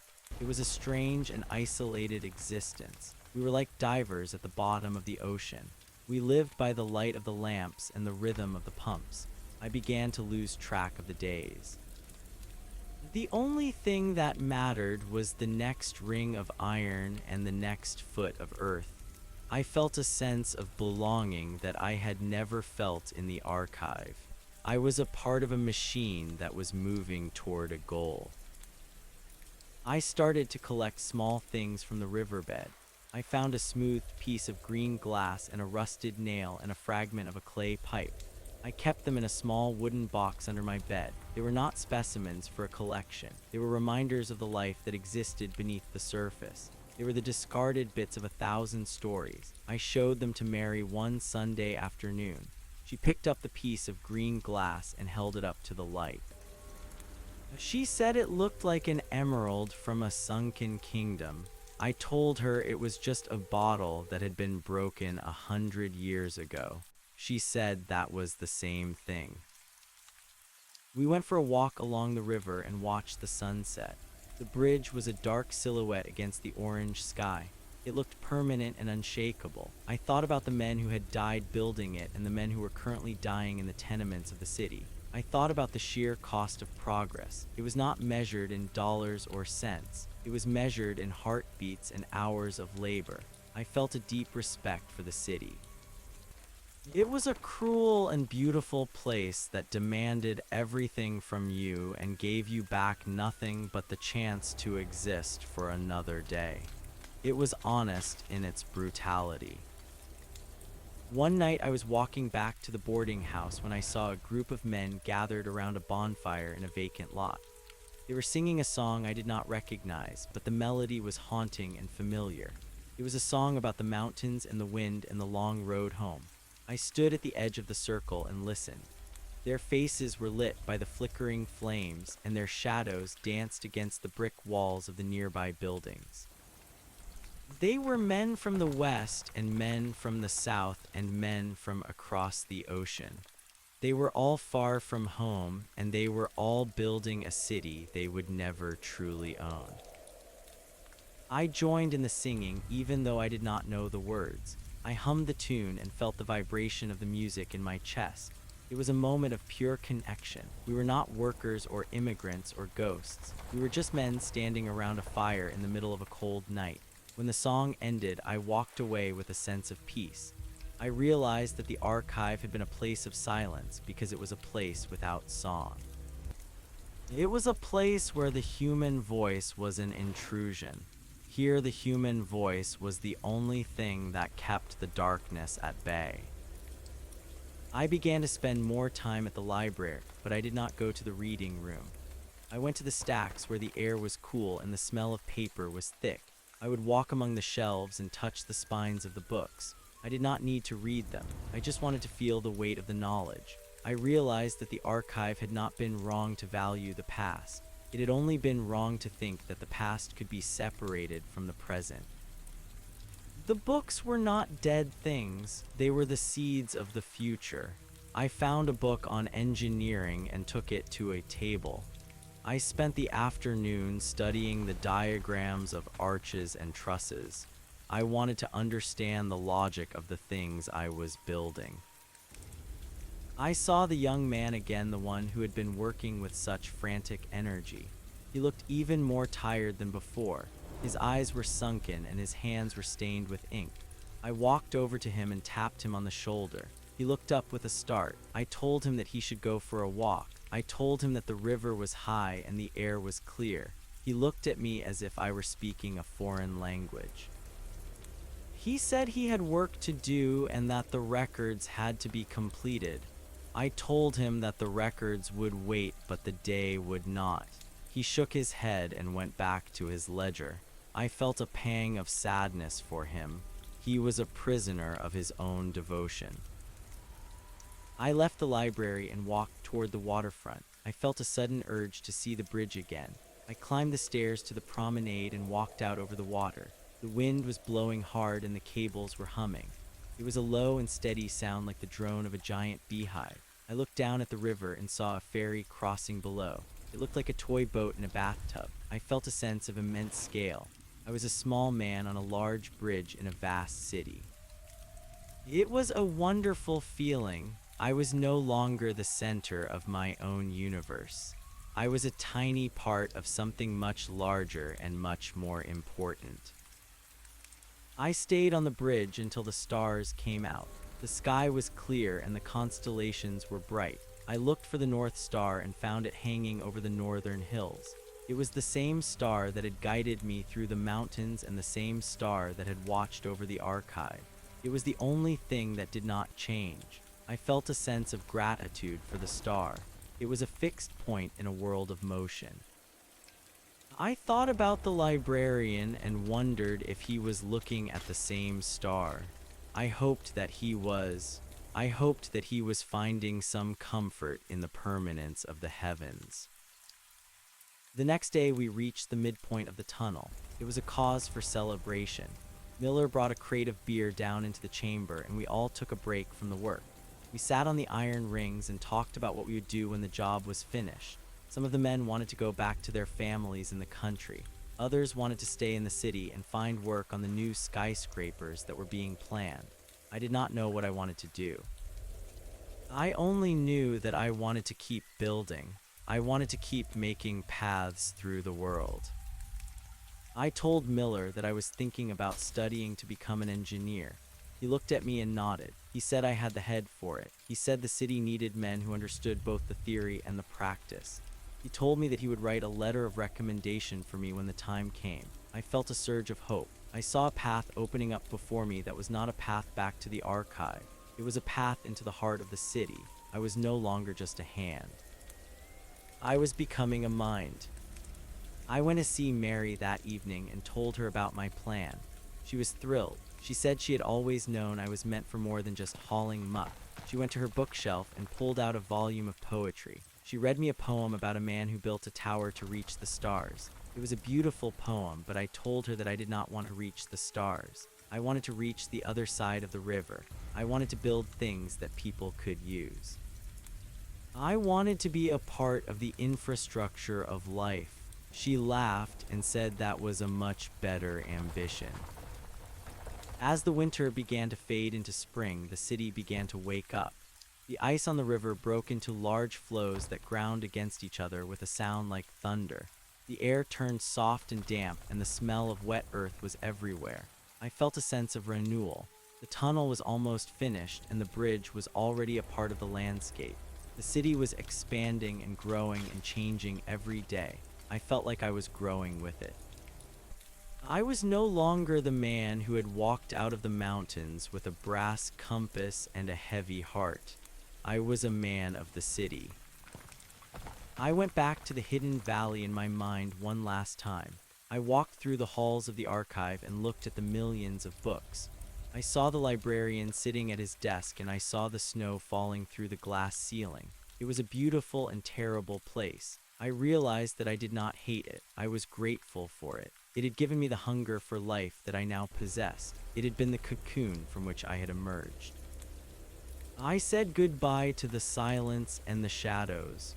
I closed the door on the archive and I turned the key. When I opened my eyes, I was sitting on a bench in the park. The sun was warm on my face and the birds were singing in the trees. Children were running on the grass and a man was selling balloons near the gate. The world was loud and messy and full of life. I stood up and started walking toward the bridge. I had a shift starting in an hour and there was still work to be done. I felt the 2 copper cents in my pocket and I smiled. I was a man with a job and a purpose and a future. I was Thomas and I was alive. The tunnel was completed in the middle of May. We broke through the final wall of rock and saw the light of the other side. It was a moment of pure joy. We cheered and hugged each other and Miller even shed a tear. We had done it. We had carved a path under the river and connected the 2 halves of the world. We walked through the tunnel to the other side and stood on the bank of the river. The air was fresh and the sun was shining. I looked back at the city and saw the bridge stretching across the water. It was a magnificent sight. I knew then that my journey was not over. It was just beginning. There would be other bridges and other tunnels and other cities. There would be other people to meet and other stories to tell. I was a part of the great human endeavor to understand and shape the world. I was a builder. I was a witness. I was a man. I walked back toward the city with a steady step and a light heart. The archive was behind me and the world was before me. I was ready for whatever came next. I was home. I was home. I was home. The completion of the tunnel was not the end of the labor, but the beginning of a new kind of exhaustion. We spent the following weeks lining the raw passage with smooth concrete and installing the heavy pumps that would keep the river from reclaiming its territory. The air in the deep shaft remained damp and smelled of wet stone and sweat. I found that I missed the frantic energy of the breakthrough. There was a specific kind of silence that followed a great achievement, and it was a silence that I found difficult to inhabit. I was a man who needed the rhythm of the hammer and the resistance of the earth to feel grounded. Without the immediate threat of the river or the wall of rock in front of me, my thoughts began to drift back to the things I had tried to leave behind. I found myself walking the streets of the city during the late hours of the evening when the fog rolled in from the harbor and turned the gaslights into blurry halos. The city was never truly quiet. Even in the middle of the night, there was the sound of iron wheels on cobblestones and the distant whistle of a steamship. I felt like a ghost haunting my own life. I had achieved what I set out to do.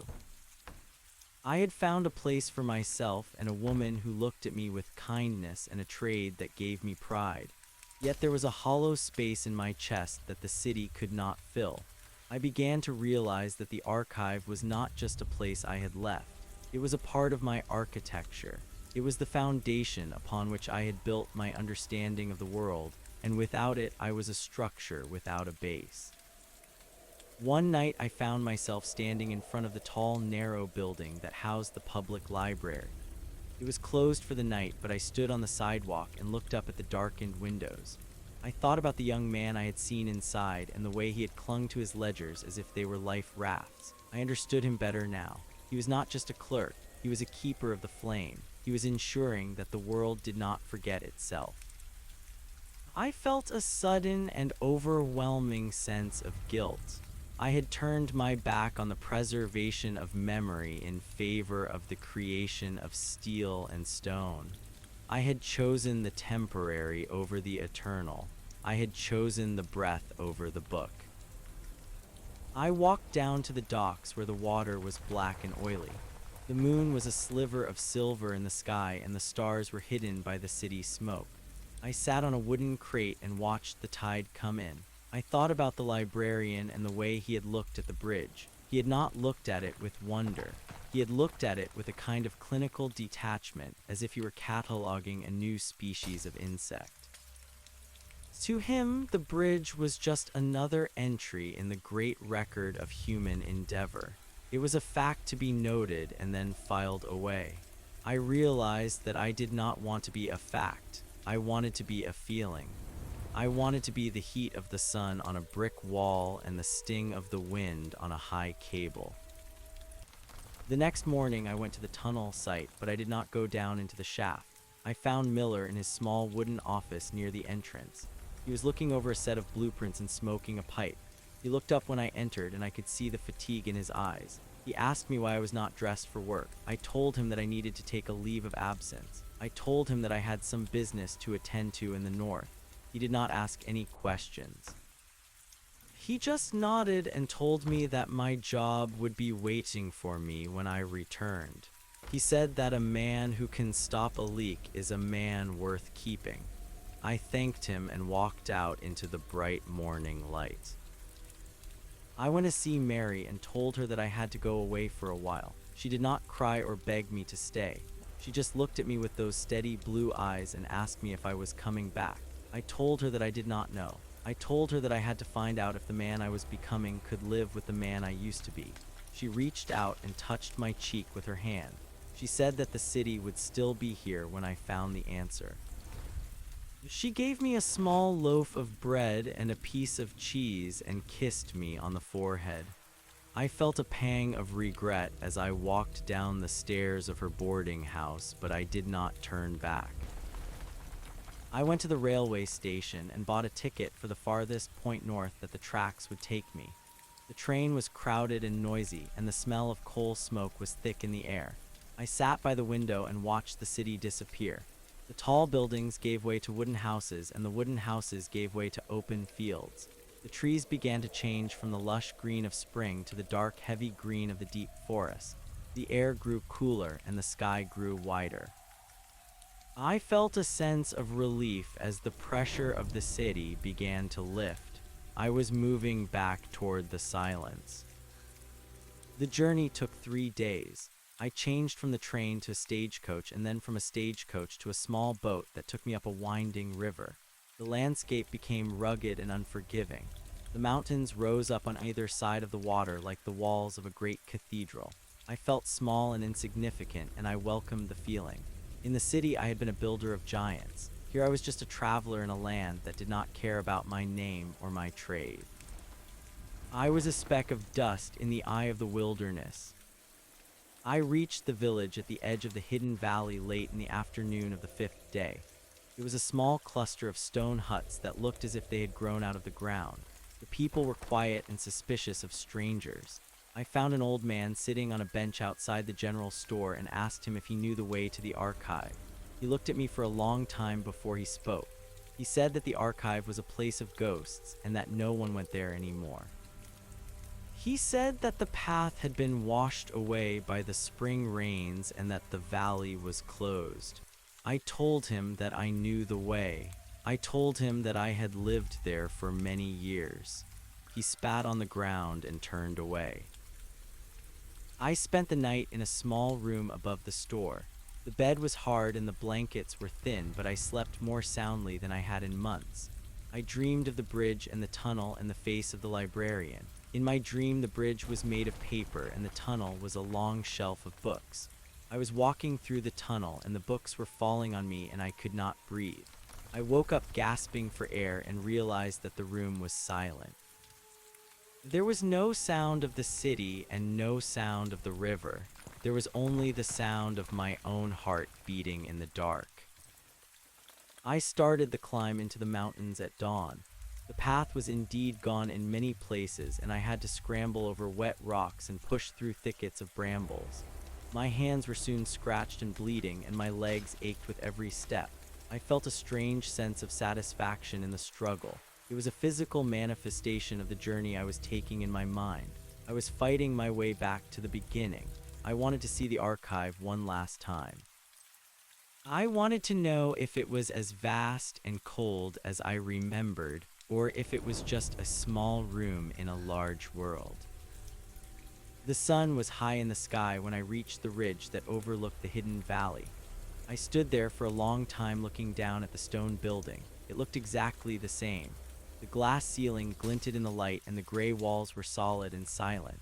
There was no smoke coming from the chimneys and no sign of life in the courtyard. It looked like a tomb. I felt a cold shiver run down my spine. This was the place where I had spent the first 20 years of my life. This was the place that had shaped my soul, and now it looked like a stranger to me. I descended into the valley with slow and deliberate steps. The air was still and heavy. I reached the great wooden doors and found that they were unlocked. I pushed them open and stepped into the main hall. The smell of old paper and dust hit me like a physical blow. It was the smell of my childhood. It was the smell of the end of the world. I walked through the halls and looked at the shelves. Millions of books stood in perfect rows like soldiers waiting for a war that would never come. I felt a sudden and intense anger. All of this knowledge and all of this history was locked away in a hole in the ground while the world outside was struggling and bleeding and building. I found the librarian in the scriptorium. He was sitting at his desk with a quill in his hand. He looked older and frailer than he had in the city. His skin was the color of parchment and his eyes were clouded with cataracts. He did not look up when I entered. He just kept writing in a large ledger. I walked over to him and stood by his side. I looked down at the page and saw that he was recording the names of the men who had died in the construction of the bridge. He was writing their names in a beautiful and precise script. He was giving them a place in the record. I asked him why he was doing it. I asked him why he cared about the men of the city. He stopped writing and looked up at me. He did not seem surprised to see me. He said that every life is a story and every story deserves to be kept. He said that the bridge was a great achievement, but it was also a great tragedy. He said that the cost of the bridge was not just the steel and the stone, but the heartbeats of the men who built it. He said that he was the only one who would remember them. He said that the city would forget them as soon as the next bridge was built. I told him that he was wrong. I told him that the city would not forget because the bridge itself was their memorial. I told him that every person who walked across that bridge was a part of their legacy. I told him that the work was the memory. He looked at me with a sad smile and shook his head. He said that the work would eventually crumble and fall into the river. He said that the stone would weather and the iron would rust, but the record would remain. He said that the archive was the only thing that was permanent in a world of change. I realized then that we were both right and we were both wrong.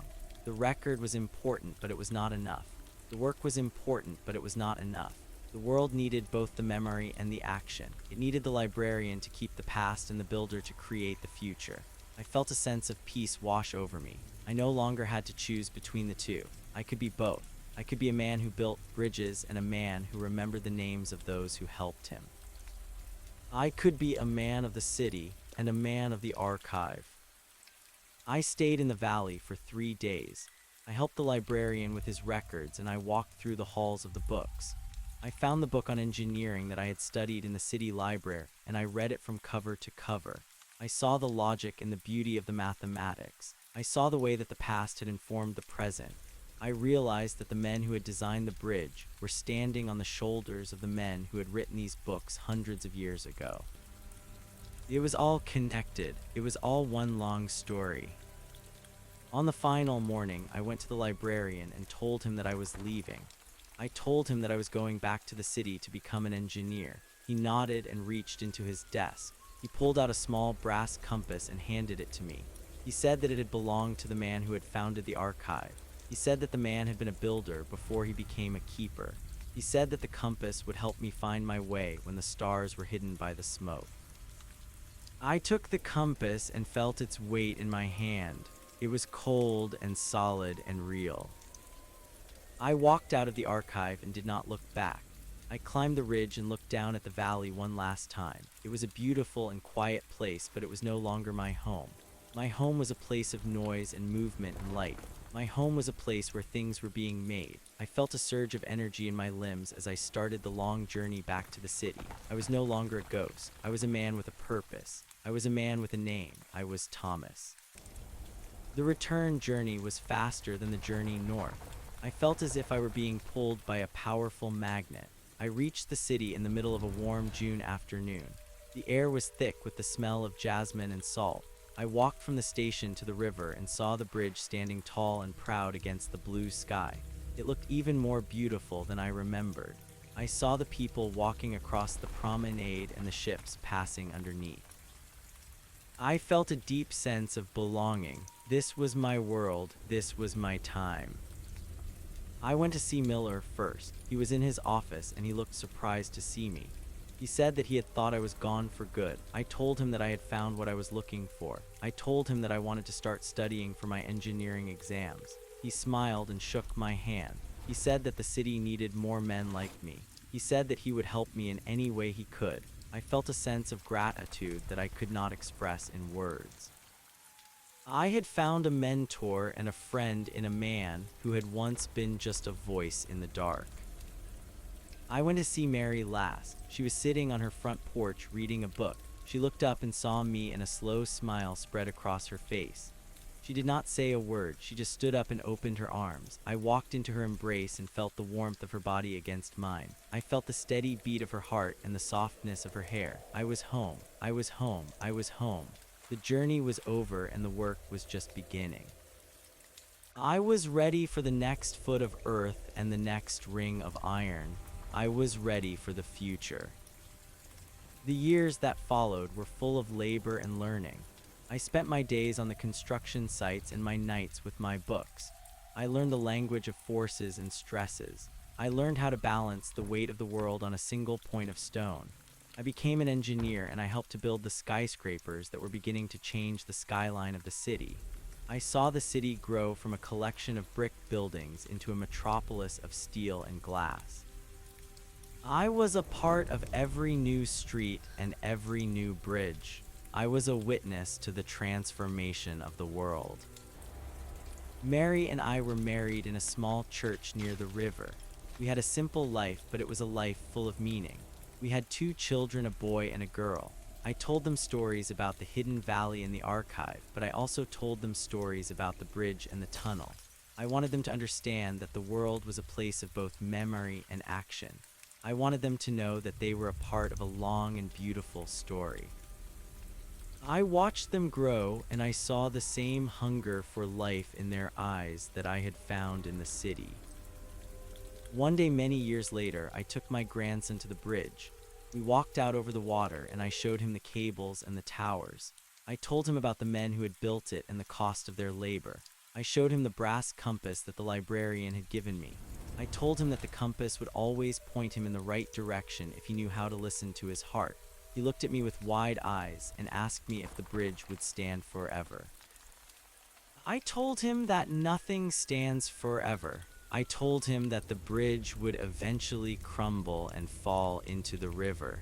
But I told him that the memory of the bridge would remain.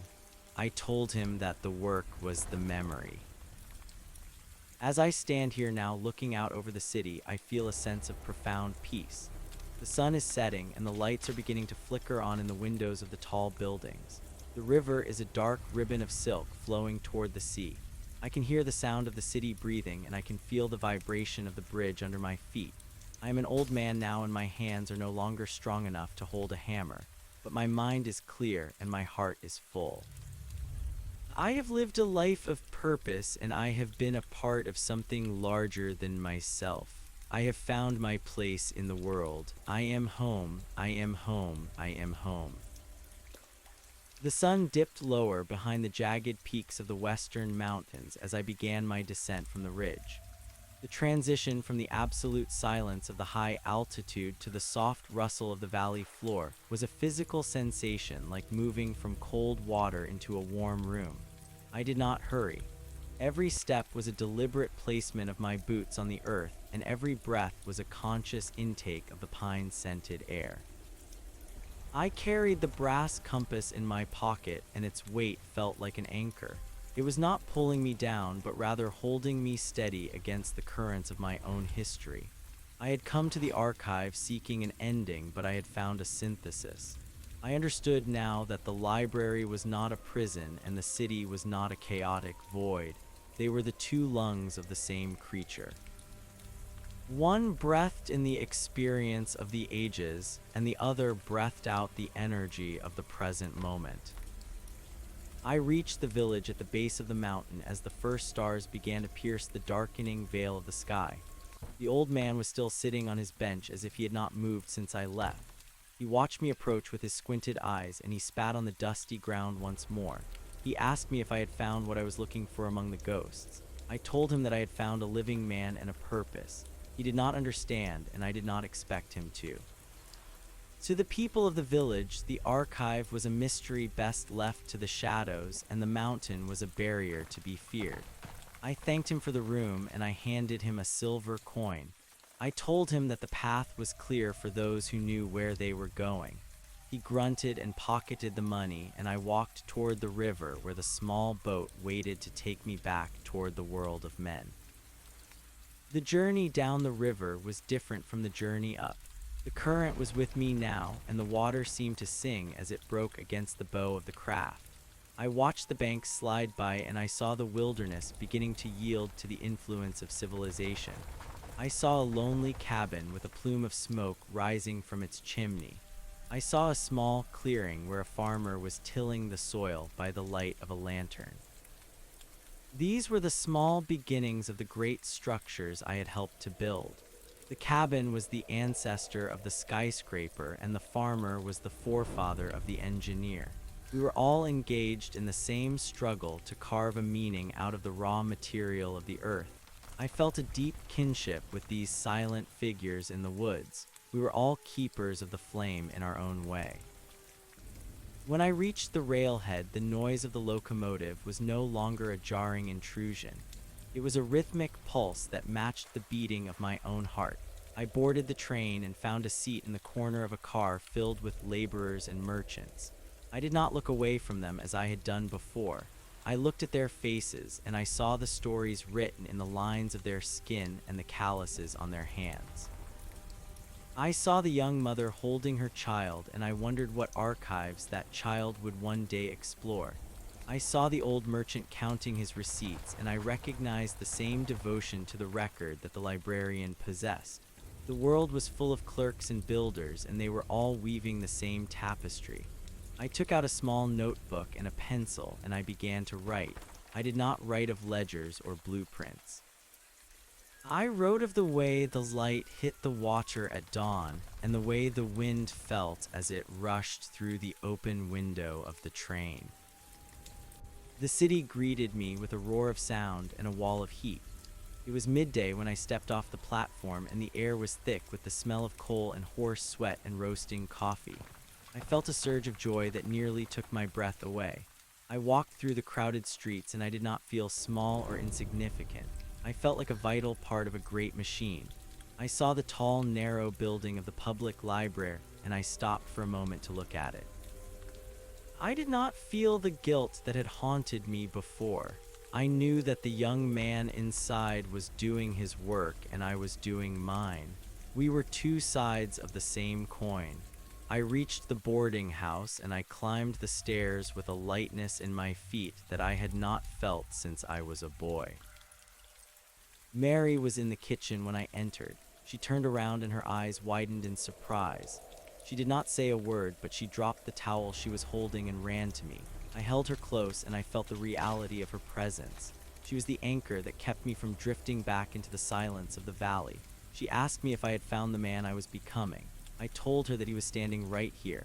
I told her that I was a builder who remembered and a keeper who worked. She smiled and kissed me, and I knew that the bridge between my past and my future was finally complete. I had crossed over, and I was ready to walk the streets of the city as a whole man. The next morning, I returned to the tunnel site.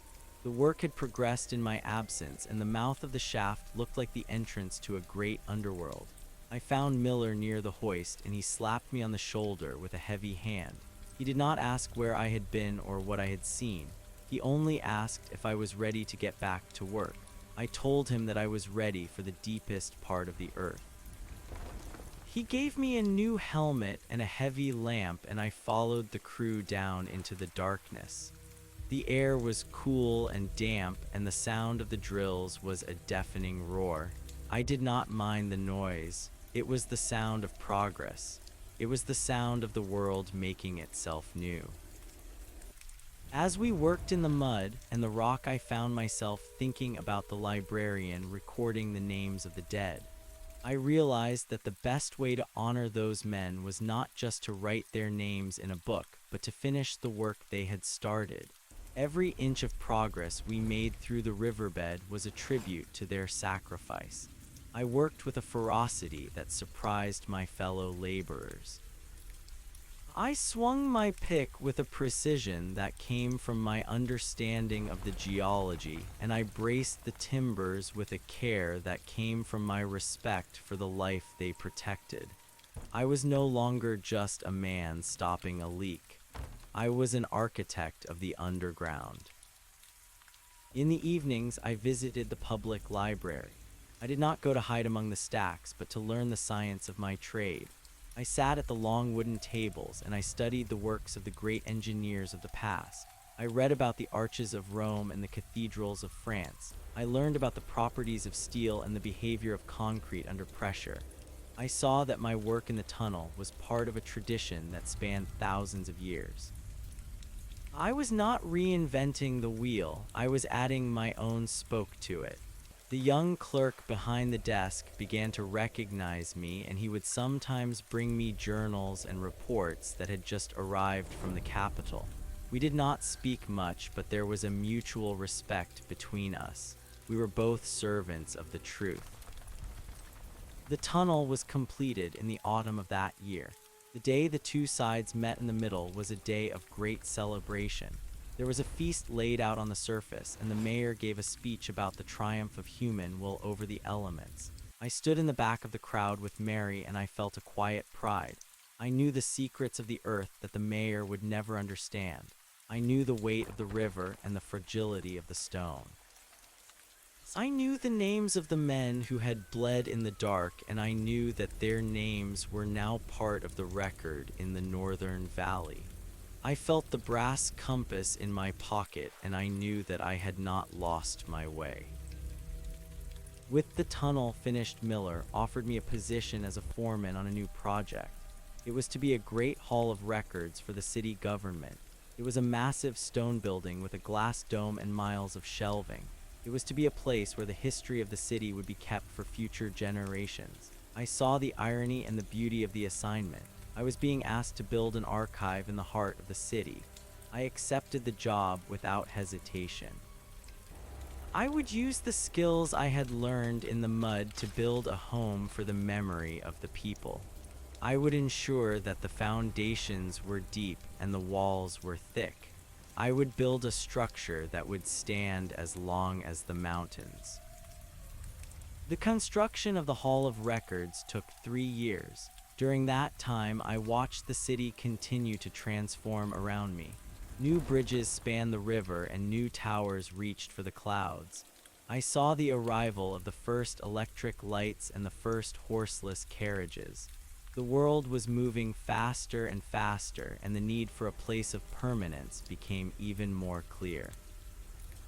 I worked on the site from sunrise to sunset, and I spent my nights at home with Mary and our young son. I told him stories about the mountains and the books, and I watched him build small towers out of wooden blocks. I saw the cycle of life continuing in him, and I felt a deep sense of satisfaction. On the day the Hall of Records opened, I was given the honor of being the first person to walk through the doors. I stood in the great rotunda and I looked up at the glass dome. The light flooded in and illuminated the stone floors and the mahogany shelves. It was a place of light and order and peace. It was everything the Northern Archive had been, but it was in the middle of the life of the city. It was not a tomb, but a living treasury. I saw the young clerk from the public library standing in the crowd, and I nodded to him. He had been appointed as the chief archivist of the new hall. He looked at the building with wonder, and I knew that he would keep the flame burning bright. As I walked through the finished halls, I felt the presence of the old librarian from the north. I imagined him walking beside me and looking at the shelves. I thought he would approve of the work. He would see that I had not turned my back on the past, but had brought it with me into the future. I had built a bridge between the two worlds, and I had found my own place on that bridge. I was a man of the stone and a man of the page. I was a builder and a keeper. I was Thomas, and I was home. The sun had now fully set, and the city was a sea of shimmering lights. I stood on the balcony of the Hall of Records, and I looked out at the horizon. I could feel the vibration of the world beneath my feet and the weight of the history behind me. I was no longer afraid of the silence or the noise. I was no longer a structure without a base. I was a part of the architecture of the world, and I was strong enough to hold up my share of the burden. The journey had been long and difficult, but it had led me to this moment of clarity. I reached into my pocket and touched the brass compass one last time before heading inside to join my family. The needle was steady and the path was clear. I walked into the light of the hall and the doors closed softly behind me. The golden age of the city was not a period of rest, but a symphony of constant motion. I stood upon the balcony of the Hall of Records and watched the evening fog roll in from the harbor like a thick gray velvet blanket. The lights of the street lamps began to glow with a soft yellow halo, and the sound of the carriages on the cobblestones rose up to meet me. I was 50 years old, and the strength in my shoulders had begun to migrate into the lines around my eyes. I felt the weight of the brass compass in my pocket and thought of the librarian in the distant north. I wondered if he was still sitting in that cold stone room, or if he had finally become a part of the very records he had spent his life protecting. I realized then that the archive I had built here in the heart of the capital was different because it breathed. It was not a place where things went to be forgot, but a place where the past was consulted to build the future. My son Thomas sat at a small desk in the corner of the rotunda. He was 22 years old, and he had just finished his first year as an apprentice to the master mason. He did not share my obsession with the mathematics of the arch, but he had a deep love for the texture of the stone itself. He could run his hand over a slab of granite and tell you exactly where the fault lines lay and how it would react to the winter frost. I watched him now as he sketched a design for a new fountain.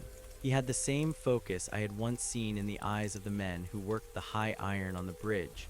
It was a look of absolute presence. He was not thinking about yesterday or tomorrow.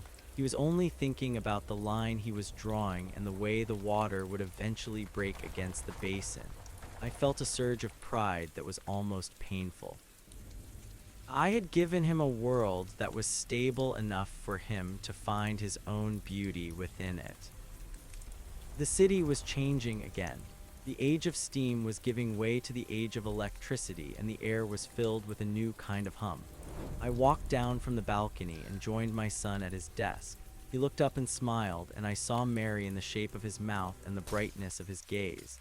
He asked me if I thought the new city hall would require a foundation of deep piles, or if the bedrock was shallow enough for a simple raft. I sat beside him and began to explain the way the ancient river shifted beneath the silt. I told him that the city was like a living organism and that its bones were made of the things we buried beneath the soil. We talked for an hour about the pressure of the earth and the way a building must learn to yield to the wind if it is to survive the century. As the moon rose over the spire of the cathedral, I left the Hall of Records and began the long walk home. I preferred to walk through the streets rather than take the new electric trolleys. I wanted to feel the vibration of the city through the soles of my boots. I passed the neighborhood where Miller had once kept his office. The old brick building was gone, now replaced by a soaring tower of white stone and bronze. Miller had passed away 5 years prior, but his name was etched into the cornerstone of the bridge, and his spirit was in every bolt and rivet that held the skyline together. I stopped for a moment and placed my hand against the cool surface of the stone. I whispered a silent thank you to the man who had seen a builder in a broken soldier. When I reached our house near the river, Mary was waiting for me. She was gray-haired now, but she still moved with the grace of the girl I had met on the bridge so many years ago. She had a fire going in the hearth, and the smell of baked bread and rosemary filled the rooms. We sat together in the quiet and listened to the river. It was a constant sound, a reminder that while men build and empires fall, the water always finds its way to the sea. She asked me if I was still thinking about the valley. I told her that I thought about it every day, but not with sadness. I told her that the valley was the foundation and the city was the spire. One could not exist without the other. The following morning, I was summoned to the office of the governor. He was a man of great ambition who wanted to build a series of tunnels beneath the entire province to connect the industrial heartlands with the ports. It was a project of such scale that it dwarfed anything I had ever attempted. He wanted me to serve as the chief consultant to oversee the safety of the workers and the integrity of the design. I looked at the map spread across his massive oak table, and I saw the lines of the future being drawn in red ink. It was a daunting task, and for a moment I felt the old fear creeping back into my heart. I felt the vastness of the world and the insignificance of a single man. But then I touched the compass in my pocket, and I remembered the librarian telling me that every record begins with a single stroke of the pen. I accepted the position, and for the next 10 years my life was a whirlwind of travel and labor. I saw the interior of the country in a way I had never imagined. I saw the great forests being cleared for the tracks and the mountains being bored through by the massive diamond-tipped drills. I stood in the middle of vast plains where the wind blew so hard it could knock a man off his feet, and I felt the incredible resilience of the human spirit. We were a species of explorers and builders, and nothing could stop our hunger for connection. I met men from every corner of the globe who had come to this land to sell their strength for a better life. I listened to their songs, and I learned their languages, and I recorded their names in my private journals.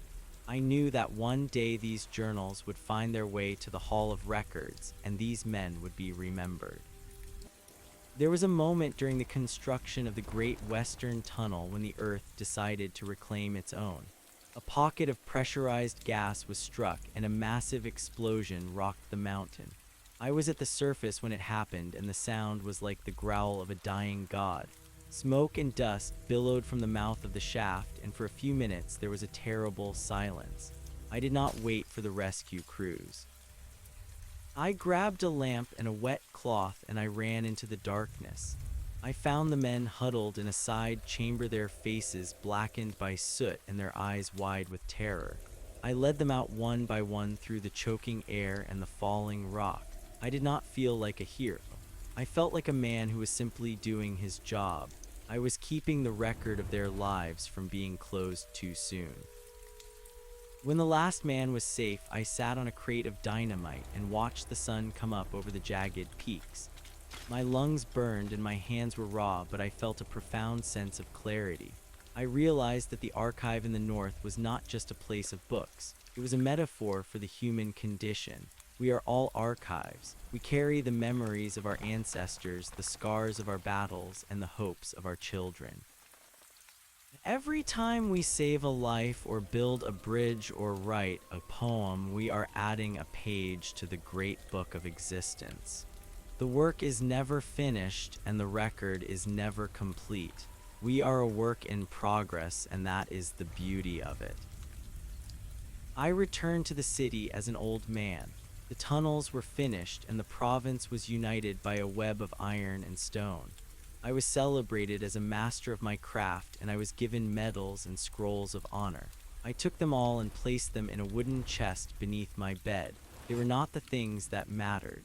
What mattered was the way the light hit the ripples of the river at 4 o'clock in the afternoon. What mattered was the sound of Mary singing in the garden and the feel of my grandson holding my hand as we walked through the park. I had learned that the greatest structures are not made of stone or steel, but of love and memory.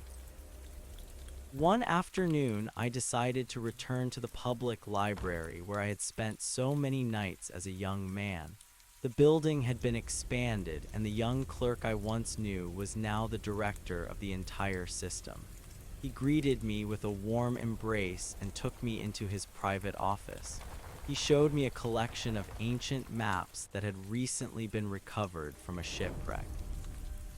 They were beautiful hand-drawn charts of lands that no longer existed in cities that had been swallowed by the jungle. We spent hours poring over them, talking about the mystery of time and the fragility of human achievement. He asked me if I ever regretted leaving the archive in the north. I told him that I had never truly left it. I told him that I had carried the archive with me every step of the way. As I walked back to the Hall of Records, I saw a group of school children standing in the rotunda. They were looking up at the glass dome with their mouths open in wonder. Their teacher was telling them about the history of the city and the men who had built the foundations. I stood in the shadows and listened to her voice echoing through the stone halls. She spoke of the bridge and the tunnel and the Hall of Records. She spoke of the importance of remembering where we came from so that we can know where we are going. I saw a young girl in the front row reach out and touch the cool marble of a pillar. She had a look of intense curiosity in her eyes, and I knew that she was a keeper. I knew that she would one day be the one to hold the lamp in the dark. I am 80 years old today. Mary has been gone for 3 years and the house feels very quiet without her. But I am not lonely. I can still feel her presence in the rooms and I can hear her voice in the rustle of the leaves. My son Thomas is now the master mason of the city, and my daughter is a doctor who heals the sick in the crowded tenements near the docks. They are my greatest legacy. They are the living proof that the journey was worth it. I sit in my chair by the window and I watch the city breathe. The skyscrapers are taller than ever and the lights are brighter than the stars. The world is a different place than the one I was born into, but the heart of it remains the same. I took the brass compass out of my pocket this morning and I looked at it for a long time. The needle was still pointing north toward the hidden valley and the silent library. I thought about the librarian and the promise I had made to him. I realized that I had kept that promise in the only way that mattered. I had lived a life of action that was informed by memory. I had been a part of the story and I had helped to write the next chapter. I felt a sense of completion that was as solid as a block of granite. I was ready for whatever came next. I stood up and walked to the desk in my study. I took out a fresh sheet of paper and a pen. I began to write the story of my life, not for the governor or the historians, but for the grandchildren I would never meet. I wanted them to know about the smell of the jasmine and the salt in the air. I wanted them to know about the cold stone of the archive and the warmth of Mary's embrace. I wanted them to understand that the world is a place of both shadow and light, and that they have a responsibility to both. I wrote until my hand grew tired and the sun began to set. The city is glowing now, and the river is a dark ribbon of silk flowing toward the sea. I can hear the sound of the bridge humming in the distance, and I can feel the vibration of the world under my feet. I am an old man and my work is done, but the work of the city continues. The work of the archive continues. The work of the human spirit continues. I am home. I am home. I am home. The circle is closed and the bridge is built. I close my eyes and I can see the librarian smiling at me from across the distance. He is holding a book and the pages are blank, waiting for the next hand to write upon them. I am ready to rest now. I am ready to become a part of the memory. I walked to the window and looked out at the lights of the harbor. A large ship was moving slowly out to sea, its horn blowing a deep, mournful note that echoed off the buildings. I thought about all the people on that ship, each one carrying their own archive of dreams and fears. I wished them a safe journey. I wished them the courage to face the unknown and the wisdom to remember the past. I turned away from the window and walked toward the bed. The room was filled with the soft blue light of the moon. I lay down and pulled the covers up to my chin. I felt the steady beat of my heart slowing down like a clock that has finally reached the end of its spring. I was not afraid. I was at peace. In the morning, the sun will rise over the city and the workers will return to the sites. The hammers will ring out and the drills will roar. The scholars will return to the library and the clerks will return to their ledgers. The story will go on. It will go on through the stone and the steel and the paper. It will go on through the children and the grandchildren. It will go on as long as there is a single heart beating in the darkness. I am a part of that story. I am a part of that light. I am home. I am home. I am home. The journey is over and the memory remains. The work was the memory and the memory is the world. I closed my eyes and let the silence of the valley and the noise of the city merge into a single beautiful song. The weight of the years did not feel like a burden as I lay there, but rather like the solid foundation of a cathedral that had finally settled into the earth. I thought of the mountain pass where I had once stood as a young man, shivering in the wind and looking at the ruined bridge. I remembered the way the iron had groaned and the way the water had roared beneath the jagged edges of the broken stone. At that time, I had believed that a collapse was the end of the story. I had believed that once a thing was broken, it could never truly be whole again. But as the moonlight traced the patterns of the lace curtains on the wall, I realized that the break was where the strength began. The scar was the most resilient part of the skin, and the weld was often stronger than the original beam. My life had been a series of breaks and welds, and the result was a structure that could withstand the greatest of storms. I slept, and I did not dream of the war or the falling soot of the factories. Instead, I dreamed of a great library that had no walls. It was a library made of trees and sunlight where the books were the leaves and the stories were told by the movement of the wind. I saw the librarian from the north sitting on a mossy log, and he was holding a compass that was made of clear glass. He showed me that the needle did not point to a direction on a map, but to the center of a human heart. He told me that as long as the heart was true, the feet would never be lost. I woke up as the first light of the dawn began to gray the edges of the sky.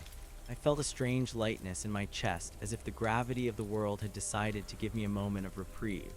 I stood up and walked to the wash basin, and I splashed the cold water on my face.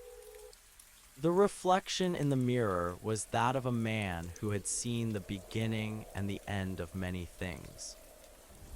I dressed in my best wool suit and I polished my boots until they shone like the surface of a dark lake. Today was the anniversary of the opening of the Great Bridge, and the city was preparing for a festival. I walked down the stairs and out into the crisp morning air. The streets were already beginning to fill with vendors setting up their stalls and musicians tuning their instruments. I walked toward the river and I felt the familiar pull of the water. It was the same river that had carried the silt and the secrets of the valley for 1,000 years, and it was the same river that would carry the dreams of the future to the ocean. I reached the base of the bridge and I looked up at the massive granite towers. They were stained with the smoke of the city, but they stood as firm as the day we had set the final stone. I placed my hand on the masonry and I could feel the hum of the traffic above me. It was a pulse, a steady and rhythmic beating that told me the city was alive and healthy.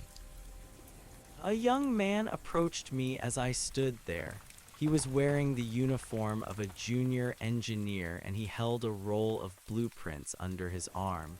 He looked at me with a mix of curiosity and respect. He asked me if I was the man who had worked with Miller on the original design. I told him that I was. He told me that they were studying my journals in the university and that my notes on the expansion of the metal during the summer months had saved them months of recalculation on the new suspension lines. I looked at his young face and I saw the same fire that had burned in me when I first arrived at the capital.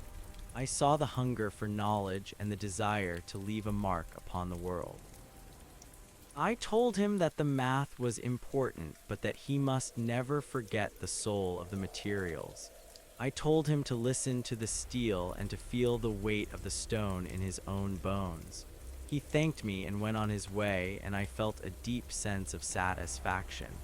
The knowledge was passing from one hand to the next, and the flame was being tended. I spent the afternoon sitting on a bench in the park that overlooked the harbor. I watched the children playing among the statues of the founders, and I watched the old men playing chess on the stone tables. I thought about the many lives that had intersected with mine. I thought about the soldier who had shared his bread with me in the trenches, and the woman who had sold me my first pair of sturdy boots. I thought about the clerks and the masons and the sailors and the governors. We were all part of a vast and intricate web, and none of us could exist without the others. The city was not just a collection of buildings and roads. It was a collective memory. It was a testament to the fact that we had been here and that we had tried to build something that would last. As the sun began to dip below the horizon, the lights of the bridge flickered on. Thousands of electric bulbs traced the graceful curve of the cables, and the reflection in the water was like a second bridge made of pure gold. The crowd began to cheer, and the music of the brass bands rose up to fill the air. I stood up and began to walk across the span.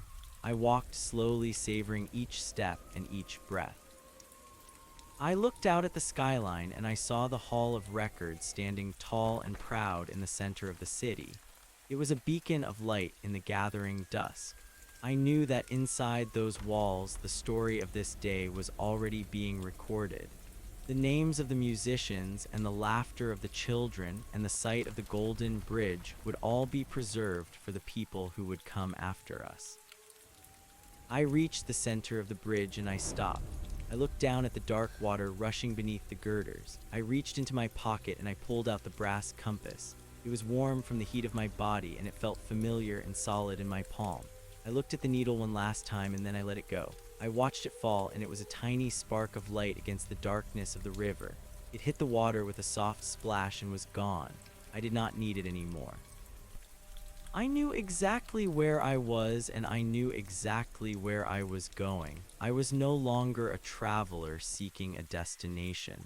I was the destination. I was the bridge and I was the archive. I was the stone and I was the page. I turned and walked back toward the lights of the city. My steps were steady and my heart was full. I passed through the crowds and I felt the warmth of the people all around me. I was not a stranger in a strange land, but a father and a grandfather and a friend. I was a builder who had found his home. I reached my front door and I paused to look at the stars. They were the same stars that had watched over the archive in the north, and the same stars that would watch over the children of this city for generations to come. They were the ultimate records, the eternal witnesses to the struggle and the triumph of life. I went inside and I closed the door. The sound of the lock clicking into place was a final and perfect note. I sat in my chair and I listened to the silence, and it was the most beautiful music I had ever heard. The next few days passed in a blur of quiet routine. I woke with the sun and I spent my mornings tending to the small garden in the back of the house. I pulled the weeds from the beds of lavender and I trimmed the hedges that bordered the stone path. The earth was soft and cool between my fingers, and I found a different kind of peace in the slow growth of the plants. Building with stone was an act of defiance against time, but gardening was an act of cooperation with it. I learned to appreciate the seasons in a new way. I saw the beauty in the decay of the autumn and the promise in the frozen ground of the winter. I realized that the cycle of life was the greatest architecture of all. It was a design that required no maintenance and no repairs because it was constantly renewing itself. My grandson came to visit me on a Tuesday afternoon. He was 10 years old and he had a pocket full of smooth river stones that he had collected from the bank. He spread them out on the wooden table and he asked me to tell him about the mountains. I told him about the peaks that touched the clouds and the valleys where the air tasted like ice. I told him about the great archive and the man who lived among the books. He listened with wide eyes, and I could see his imagination taking flight. He asked me if I ever missed the quiet of the north. I told him that the quiet was always there if you knew how to listen for it. I told him that the quiet was not the absence of noise, but the presence of peace.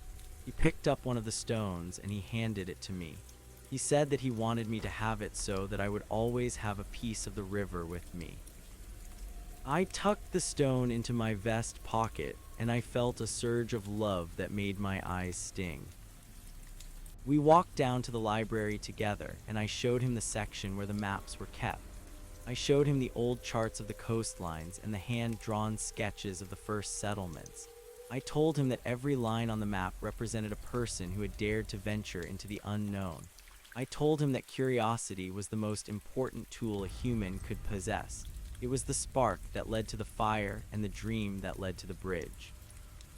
We spent hours looking at the records of the city, and I saw him start to understand that he was a part of something much larger than himself. He saw his father's name in the ledger of the Masons' Guild, and he saw his grandfather's name on the plaque of the Great Bridge. He stood a little taller after that, and I knew that the seeds of pride and responsibility had been planted in his young heart. As the weeks turned into months, I felt my physical strength beginning to fade. The walk to the harbor became longer, and the stairs to the study became steeper. I did not fight against the change. I accepted it as a natural part of the narrative. I spent more time in my chair by the window watching the shadows move across the floor. I watched the dust motes dancing in the shafts of sunlight, and I thought about the infinite number of small things that make up a life. I thought about the taste of a ripe apple and the feel of a wool blanket and the sound of a voice calling my name. These were the things that truly mattered. These were the things that the archive could never fully capture, but that the heart would never forget. One evening, my son Thomas came to sit with me. We did not speak for a long time. We simply sat in the twilight and watched the city lights come to life. He reached out and took my hand, and his grip was strong and callous. He told me that they had decided to name the new engineering school after me. He said that they wanted to honor the man who had taught them how to build with both logic and compassion. I told him that the honor belonged to the men who had worked beside me and the teachers who had guided me. I told him that I was just a man who had tried to do his best with the tools he was given. He smiled, and he said that was exactly why they had chosen me. He said that the city did not need more heroes, but it did need more builders who knew the value of a solid foundation. I felt a great sense of calm wash over me. I knew that my work was being carried on by people who understood its true purpose. I knew that the Hall of Records would be protected and that the bridge would be maintained. I knew that the stories of the past would continue to light the way for the future. I felt like a traveler who had finally reached the summit of a long and difficult climb, and who could now look back and see the entire path laid out behind him. The valley was there, and the mountain was there, and the city was there. It was all one journey, and it was all one story. The night was cold, but the fire in the hearth was warm. I watched the flames leaping and dancing, and I saw the faces of the people I had loved and lost. I saw my mother and my father, and I saw Miller, and I saw the librarian. They were all waiting for me in the quiet places of my memory. I felt a gentle pull like the tide receding from the shore. It was not a frightening sensation, but a welcoming one. It was the feeling of a boat being untied from the dock and beginning to drift out into the calm water of the harbor. I was ready to go. I had written my pages and I had built my arches. I had loved and I had been loved. I closed my eyes and I thought of the mountain archive one last time. I saw the rows of books and the smell of the old parchment and the sound of the silence. I realized that the archive was not a place of the dead, but a place of the living. It was a place where the human spirit was preserved in all its glory and all its tragedy. It was a place where we could go to find ourselves when we were lost and to find hope when we were despairing. I was proud to have been a keeper of that flame. I was proud to have been a part of the architecture of the world. The sound of the city faded until it was just a low hum like the sound of a distant beehive. The weight of my body seemed to dissolve and I felt as light as a breath of wind. I was moving toward the light and the light was warm and golden. It was the light of the sun on the river and the light of the lamps on the bridge. It was the light of 1,000 stories being told at once. I smiled and I let go. I was home. I was home. I was home. The archive was open and the pages were turning and the story was beautiful. I was a word in a sentence and a stone in a wall and a drop of water in the sea. I was everything and I was nothing, and it was enough. The journey had ended, but the record would remain forever. In the heart of the city and in the silence of the north, the name of the builder was whispered by the wind, and the work was finished at last. The transition from the physical world to the realm of memory was not a sudden break, but a gentle fading of the edges. I felt the stiffness of my joints dissolve and the weight of the years lift away like a heavy cloak being unburdened from tired shoulders. I was no longer the old man in the chair by the window. I was the movement of the air through the high mountain passes and the vibration of the strings in the musician's instruments. I was the ink on the parchment and the sweat on the brow of the mason. The city below me became a map of light and shadow, and I could see every thread of the tapestry that we had woven together.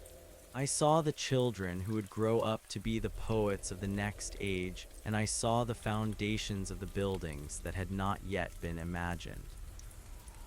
It was a vision of continuity that spanned across the centuries, and I understood that the archive was never truly finished because the story of humanity was a living thing. I found myself standing once again at the entrance of the great library in the north. The air was crisp and smelled of pine and ancient paper. The librarian was there, and he looked exactly as he had in my dreams.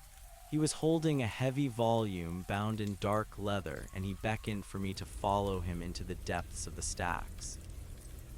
We walked past the shelves that held the records of the wars and the records of the famines, and we walked past the shelves that held the songs of the lovers and the discoveries of the scientists. Every book was a heartbeat, and every page was a breath. He stopped at a vacant space on a shelf that was bathed in the light of a single tallow candle. He handed me the pen and the inkwell, and he told me that it was time to add my own conclusion.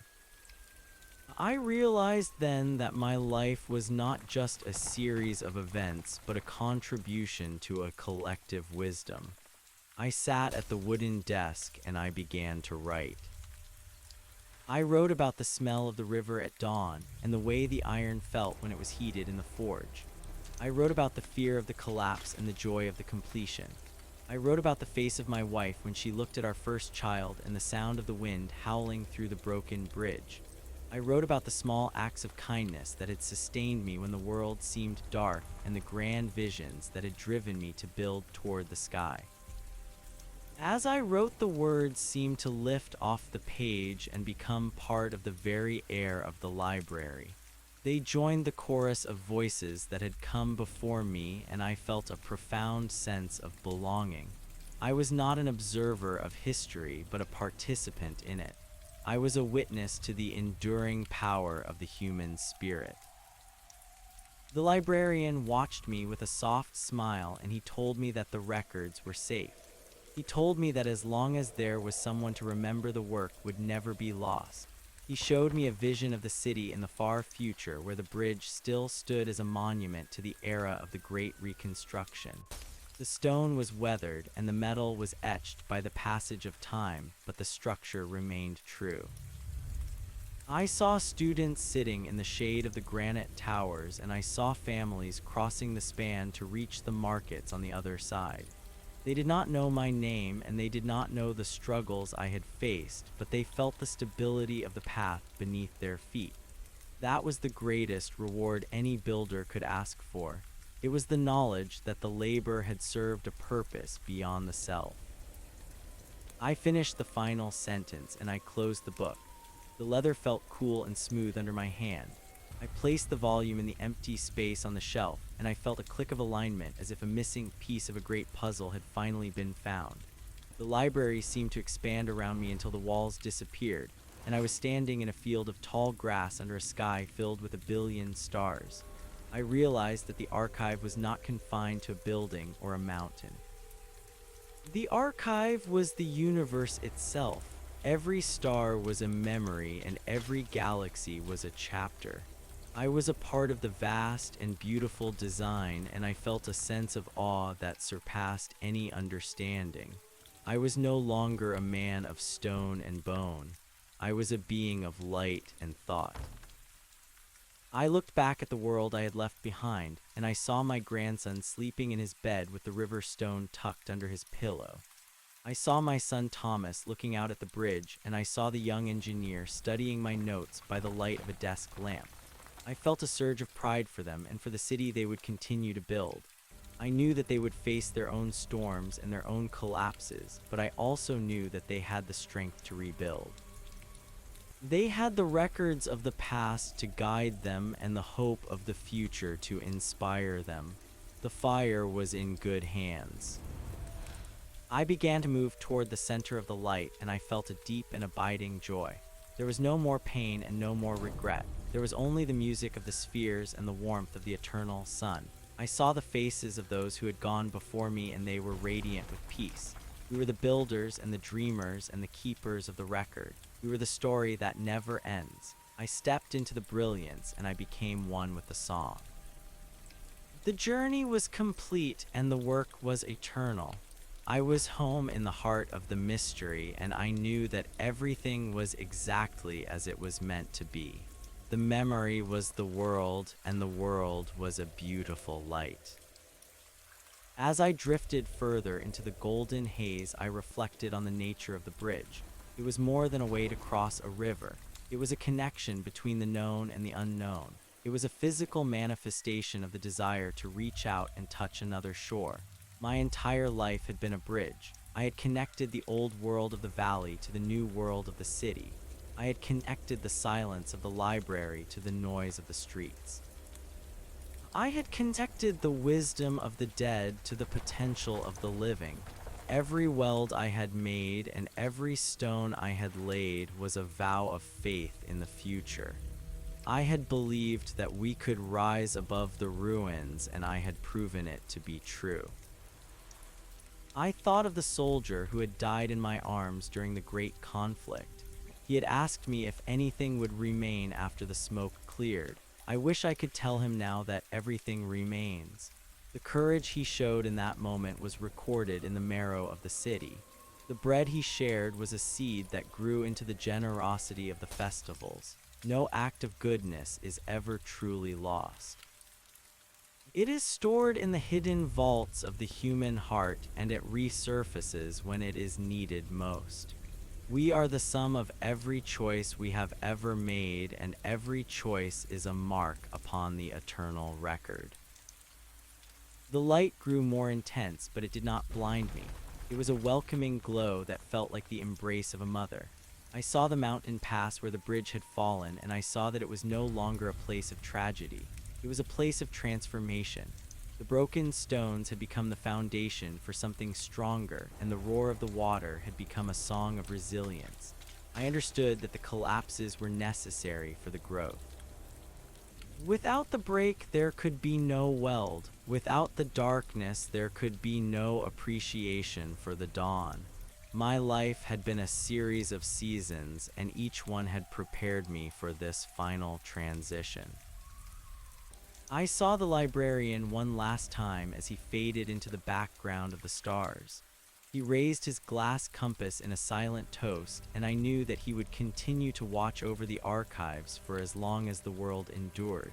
He was the guardian of the truth, and I was the builder of the reality. Together, we had ensured that the story would go on. I felt a final pulse of connection to the city below.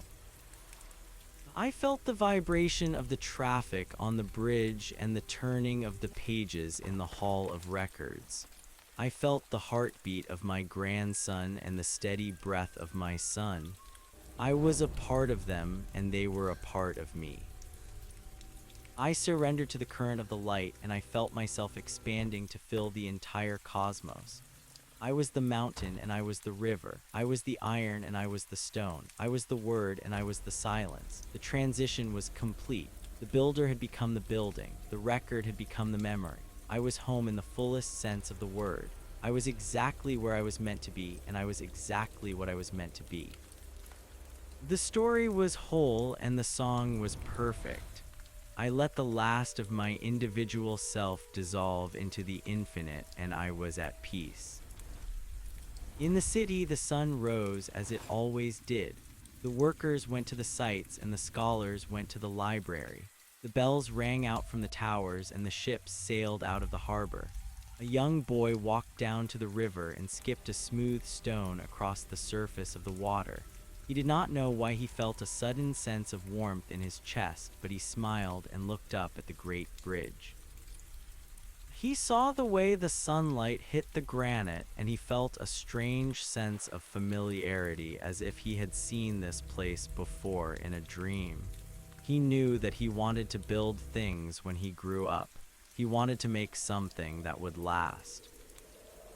The record of the day was being written in 1,000 different ways. It was being written in the ledgers of the merchants and the diaries of the poets.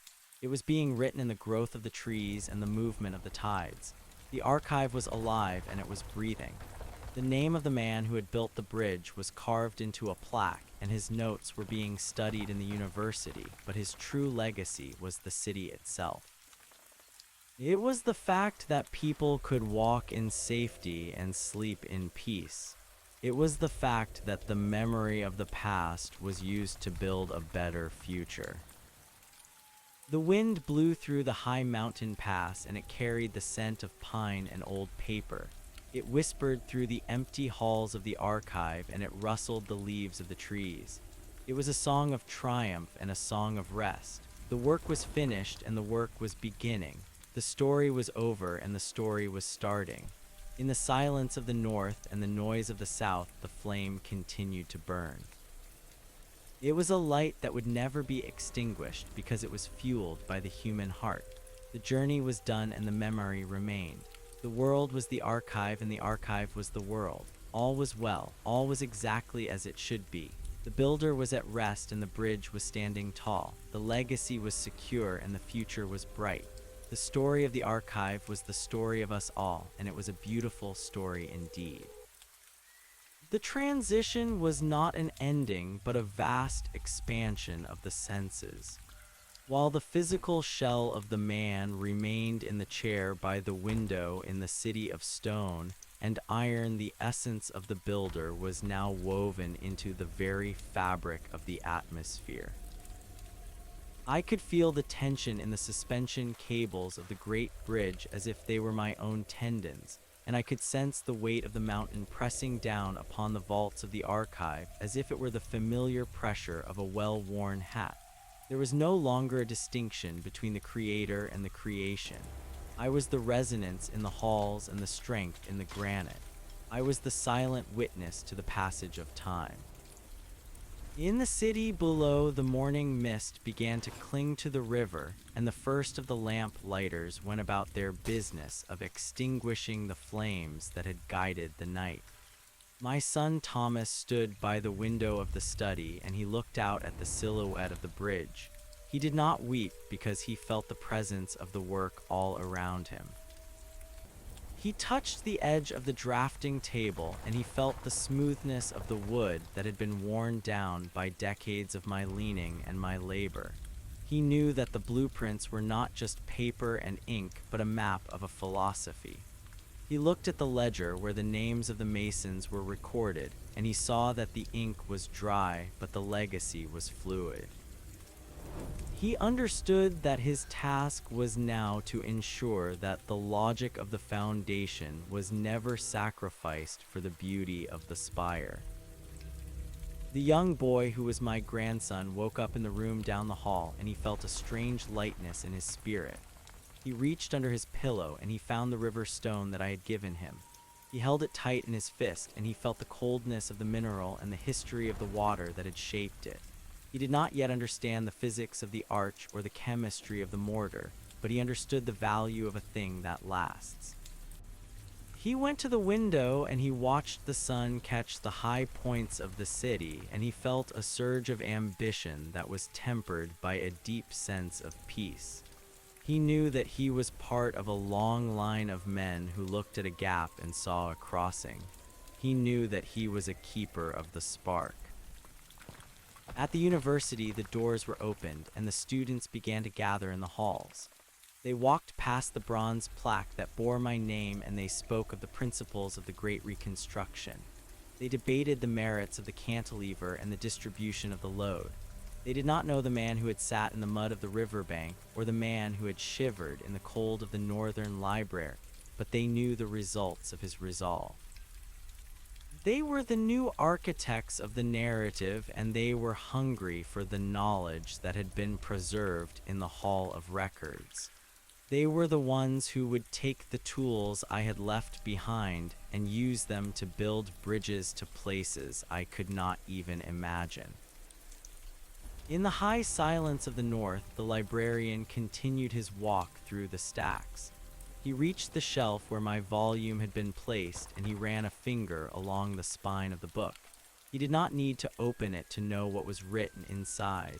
He knew the story of the struggle and the story of the triumph. He knew that every word was a stone and every sentence was a span.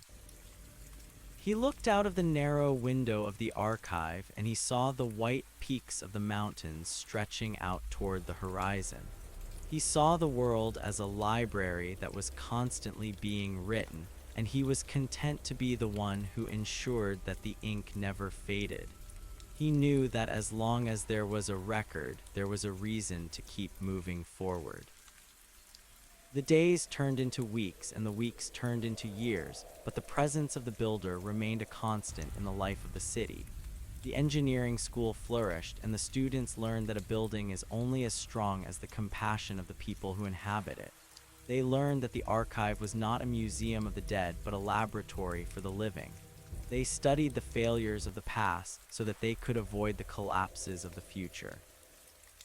They looked at the old maps and the old journals, and they saw that the path had always been there, even when it was hidden by the smoke of war or the dust of neglect.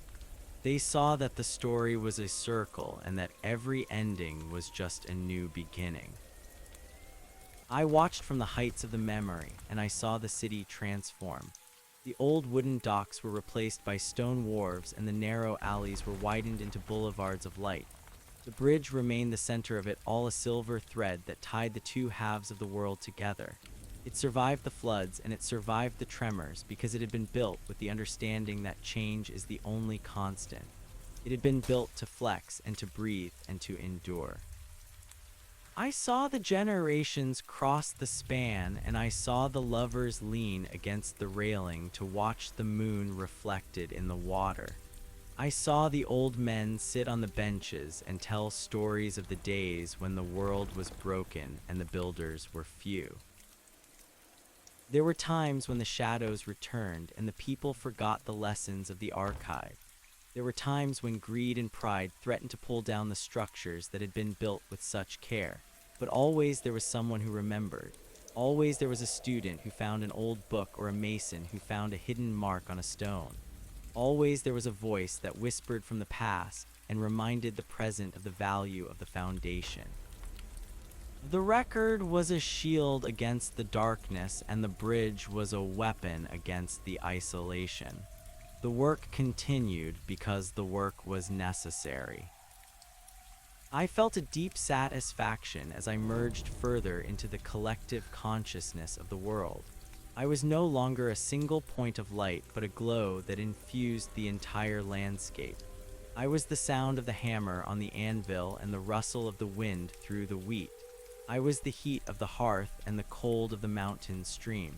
I was the memory of the struggle and the reality of the peace. I understood that the individual is a temporary vessel, but the contribution is eternal. I had given what I had to give, and it had been enough. The bridge was standing, and the archive was open, and the people were moving toward the light. The city grew and changed, but the spirit of the builder was embedded in the very mortar of the walls.